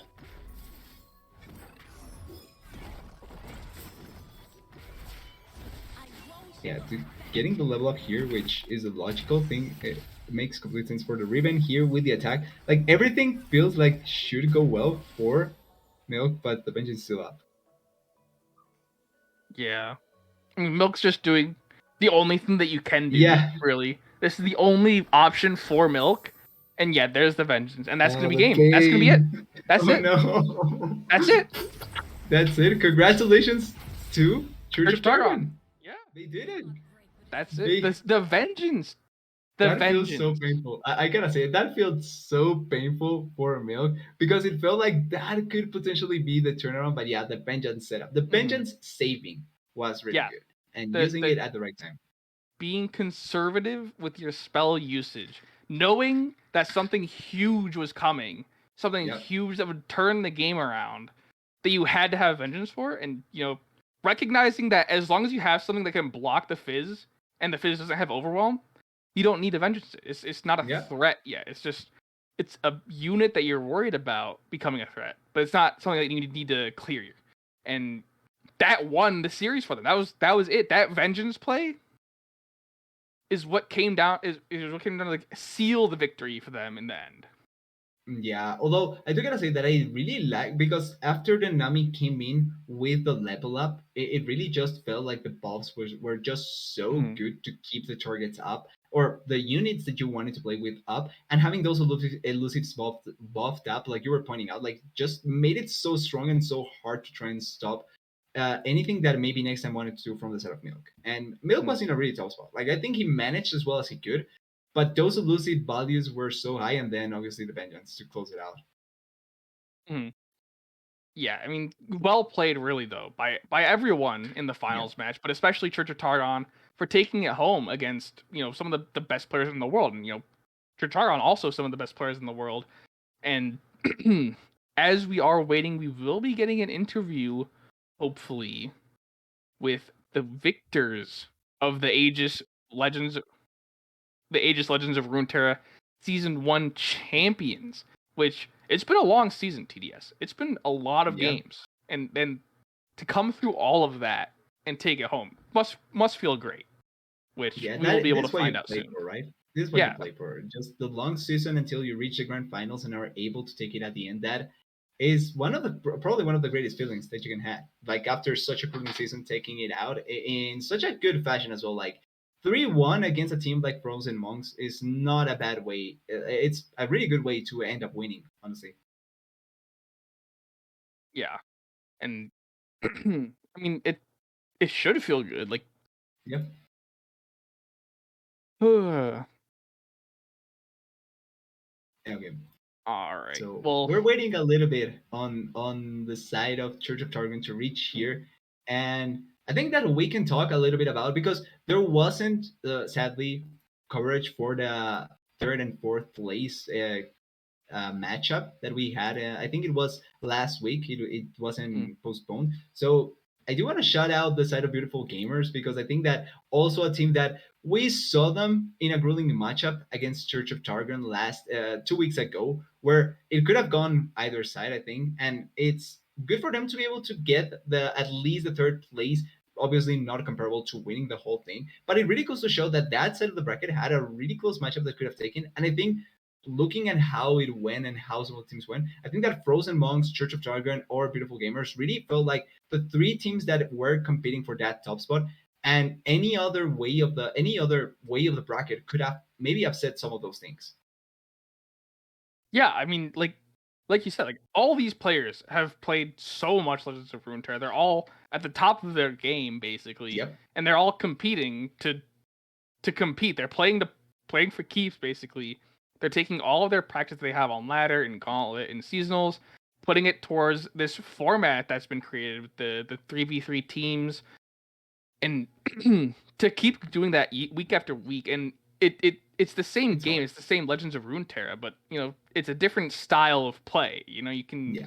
do different things, you have different strategies, you have different rules. You can't all just run the three most broken decks in the game, because there's just like a rule, you can't use the same deck twice or more than twice. A rule that I am actually glad and thankful that it was implemented from Hirsch and Red, or I'm actually not sure if I should give Hirsch credit here, but I'm glad it was implemented because that rule really makes the meta in tournament feel a little bit much more diverse, much more enjoyable for a lot of times. And we were talking about how we got so many times with thralls and all that. But in reality, when you think about it, yes, we got to see thralls quite a bit, but it's not comparable to the amount that we could have seen if there were no rule in play. So honestly, I'm glad on that. You're muted, Dom. Sure, we Yeah. saw thralls a lot, but we saw so many other things too. Like Yep. there's so many things that just weren't in, like, even the meta really. They were almost exclusive to this tournament, where you had the thralls, which are always popular, but then there was like the Fizz Ribbon, which saw a lot today. Yeah. As we see Church of Targon popping in here, we will be able to get that interview started. Ooh. And there's four people joining us: Grand Perogi, Infinity Patrons, maybe next time in Scathis. So, every welcome to the casting booth. How are you feeling being the champions of Aegis Esports Legends of Runeterra Season 1? Uh, Absolutely amazing. It feels incredible to take the whole season after fighting through all of these amazing players. I have a 0-1 record in playoffs, and I'm on Hey the yo. first place team. Yeah. Hey yo. I think across both seasons, I've lost three matches, four matches. Yeah. Sheesh. Yeah, not to flex on anyone, right? Just stating the facts. We're just throwing True, the facts out there right now. Yeah, we're actually renaming next season to Church of Maybe Next Time. Just letting you guys know. Yeah, I mean, to be fair, it's not my fault I have a 0% win rate. My teammates just keep winning before I can play.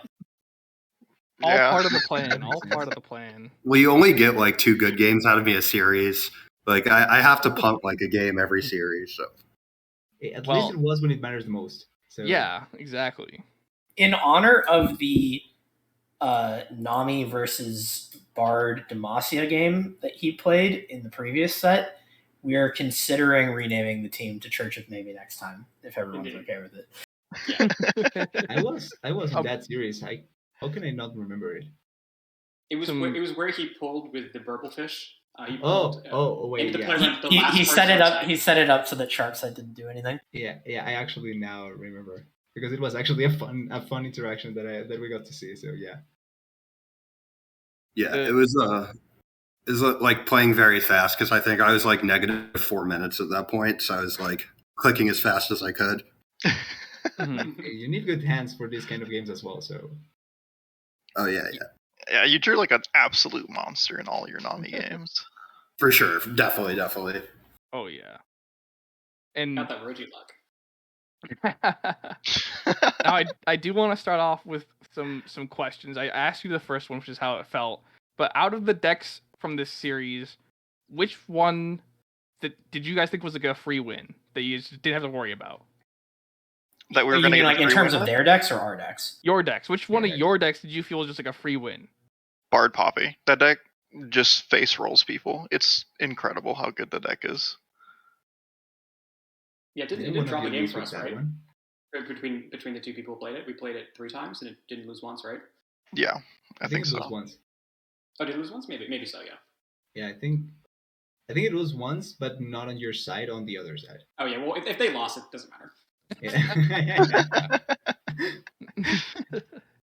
How about you? Maybe next time. Is it the same idea? Just Bard Poppy. Yeah, I mean the Bard. I admittedly drew like really well, but like the Bard Poppy felt like very powerful.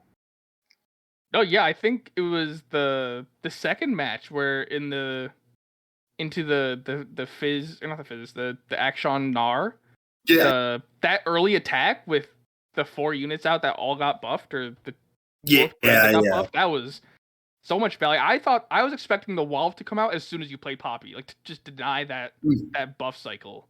Like Yeah, there was actually like a weird turn in there where like I knew I was going to trade the Poppy into a buff spell, but like I didn't think Akshan was allowed to live there, so I was like, okay, like we'll have to challenge it. But yeah, I mean the deck's just great. Like it's a good Demacia deck on face value, and then like you just like occasionally high roll your opponent with the like chimes.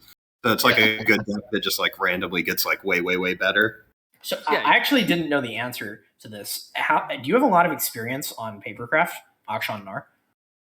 I mean, not like a ton, but I've played the deck. Yeah. Because that game was kind of mind blowing to me because there were so many opportunities to make slight mistakes.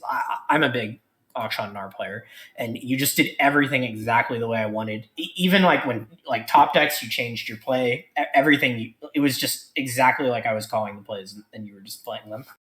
So I thought maybe you had a lot of experience. Maybe next time he's actually playing from 2023. He actually is seeing back into the past and knows exactly what to play. Like that was my thought process when I was watching him play. Okay, that makes sense. That would make a lot of sense. I had a lot of fun watching the Papercraft because I've been saying it every day before the cast. Like I want someone to run Papercraft. I want someone to run Papercraft because I think Papercraft Overwhelm is just like absolutely broken because I mean double attack Overwhelm. But no, I loved watching it because you definitely played almost perfectly with the Papercraft deck because like there was no room for mistakes and you didn't make any mistakes with it. I mean, really good deck. I mean, I tend to think it's like a much better ladder deck than it is a tournament deck because like when you get like you play against players who like know how it works and have played against it a bunch and played it, like there's definitely like sometimes you just like win and there's nothing the opponent can do about it. But like a lot of the time if you like know how the deck works, you're able to like kind of mess with it and not give your opponent like a ton of windows to OTK. Yeah. So one question quick though. So when you were going against the Papercraft and you used the fading mist. Yeah. I've played the least Runeterra out of anyone in this league, like I guarantee you. And yeah, I thought it was a sick play that I was going to pop the spell shield and win the game there. But yeah, that didn't work like that. So Hey, I learned that today too. It's always fun figuring out which interactions actually work in this game and which ones don't. I was arguing on the side that it should be able to interact with it because you're actually interacting with it. But okay, I guess it makes sense. I guess. Yeah, I thought that like spell shield just popped if you targeted it with anything. I didn't know that. Yeah. Yeah, I think that's just a mistake that you have to have made to know that it works that way. It's not It's a super very intuitive. niche interaction. Yeah. True. The one card that doesn't actually do anything when it targets an enemy. But TDS, any questions you have for our champions? So I was thinking a little bit on the side of the decks that we were seeing today because we had so much variety and all that, but there was one deck that I was lacking to see. I saw it last week, and I'm kind of interested in the person why he didn't bring it out. Is it bad now? Can you not play Malphite to Lee anymore? Or I was actually waiting to see it. It's just very obvious. Okay, so there's a whole history behind Talia Malphite. I've practiced with Icado for like the last 2 years. Like I've known Icado before seasonals were like really a thing. And from there, like I've been practicing with Icado forever, and he was there whenever I created Malphite in the very beginning. And so he's probably the only person in the world that's played against Malphite like a 500 times. Like he's played against Malphite an ungodly amount. So I knew for a fact that his team would beat my Malphite out of like all teams. Theirs is the most likely to beat it. Like I think it has game into Nami, and that's really about it in like the tier 1 decks. It definitely doesn't beat Aphelios, but I think it like beats like Poppy Bard and TF Nami, but I didn't think it was like great enough to bring. Yeah, and I'm really happy I didn't bring it. Honestly. Also, it was pretty within reason for them to be on RE Bard, which is another bad matchup. Correct. Yeah. Mm-hmm. Yeah, all in all, I like watching the deck because of how niche it is, but it makes sense, and at the end it worked out because you guys won, so who can blame you, right? Yeah, I think the prep that we put into this week was an incredible amount of prep that we went into this, and we got all the matchups that we wanted more or less. I think we predicted like 6 out of 9 of their decks that they were going to play, and we hit the matchups that we wanted, and we were only really unhappy with one deck in our lineup. Okay, that's actually a good way to use the prep, especially because you did have that extra 1 week, right? So like the amount of time that you had different to previous times was much more, so using it effectively is something really, really important. Yeah, I think the extra week just like it reduced a lot of the stress going into it, because we weren't like immediately back to back just like jamming final games that are extremely high stress. So I think it allowed all of us to like kind of de-stress and like really just come into the match like cool-headed, level-headed, and play as well as we can and as prepared as we could be. Which you did. So how did the patch affect your guys' plan then? Because I know, like, obviously a lot changed with the nerfs. Was there anything that you guys are hoping to bring to finals and you saw the patch come out and you like changed your mind on it? Yes. It changed our lineups like pretty much completely. So like last week, the last 2 weeks, I had brought in the same exact lineup because I thought it was just like crushing literally everything in the game, which was Malphite and Viego and Sundisk. I think like that kind of a core was like just straight up curb stomping every single deck in the game, and especially things like Thralls and any like TF deck or everything that was being played last meta. I think we had completely solved the last meta, but it was a little bit unfortunate that this patch was right whenever finals were happening, and so we kind of had to go do a lot of prep, figure out what's good. What did the nerfs change? What's actually playable? Is Hecarim good? Like, is Nami the best deck now? Is Aphelios the best deck? What beats these? Because now we have to resolve the whole entire meta. Is Pantheon actually unplayable? Actually Yes. unplayable. I have tried so much Pantheon, and I'm incredibly sad. He Oh. got punted off a cliff, and he's still falling. Poor guy. If you're playing Pantheon, you're in like Riven Pantheon desperation territory. It's not great. Yeah. Also, he's in the same territory as League of Legends Pantheon, so everything is fine then. Everything is according. Yeah.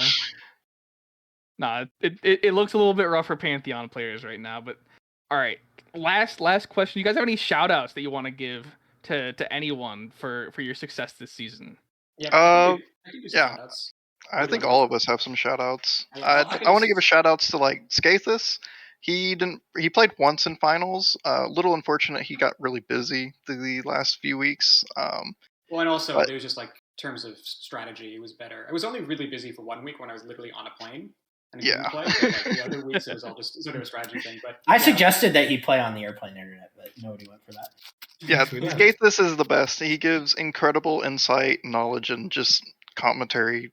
You know, literally everything that goes into being a team. Skathis is like one of the best team players.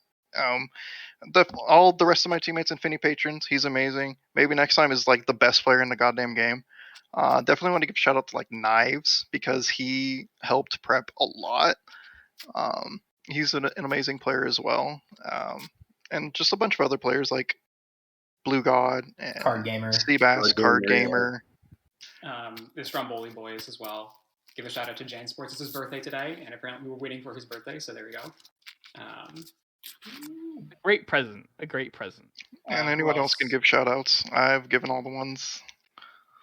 We have to give shout outs to Chip Emeritus James, who, if the new patrons fell asleep during the set, we were going to send them in with triple Doom based. Yeah, I woke up at 4 a.m. today. I'm glad I didn't have to play. Shout outs to Frozen Monks themselves. They played a really good set. They deserved to be in the finals. I thought when I saw those lineups, like we basically came in as like, wow, these people, like, they know what they're doing. They deserve to be here. And it's happy that it was a good set and they played well. And and I'll shout out to, of course, Akedo in his stream. One of the best streams out there. Really does a lot for the community. And I'm happy that he. I mean, it's sad that we had to play against each other. I mean, I'm happy we won because he was our opponent. But he's a great player and a great content creator. And we need more people like him in the community to just keep it hype. Mm-hmm. It's a very bittersweet victory. Like, especially for me, because I've known Icado for 2 years or however long competitive scene has existed in this game, and it's kind of sad, like, taking out a friend, but it's all in the spirit of competition. You know what they say: great friend, great rival. It all True. works out like that. Icado's knocked me out in several of the tournaments, and I've knocked him out in other ones, so it goes back and forth. All right. Well, I would final shout out to everyone here who helped set up the tournament. This is, I think, probably the best tournament in the entire game. For sure, yeah. Minus Hirsch. Yeah. It's not even close. Not Hirsch. So this is my first season I'm playing in Aegis, and I feel like it's made me such a better player than There's so compared to if I many didn't good have it. players. I think this is the most competitive tournament in the whole world. I think most people would agree with me that this is it, and so it feels great to win it. Can we record that and use it for promotional purposes later on? 100%. Yeah, absolutely, but we need a royalty. Well, I think we're getting a royalty for winning.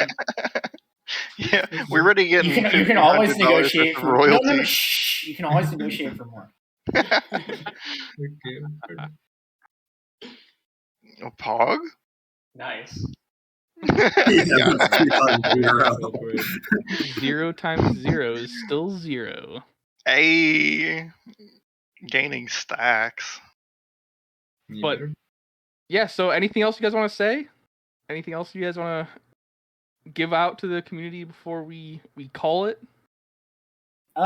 Pretty much everyone I wanted to shout out got shouted out. I want to reiterate to what an amazing degree Knives and Card Gamer in particular have been helpful as scrim partners and theory crafting partners. They've really had a lot of input in the lineups for not being on our team.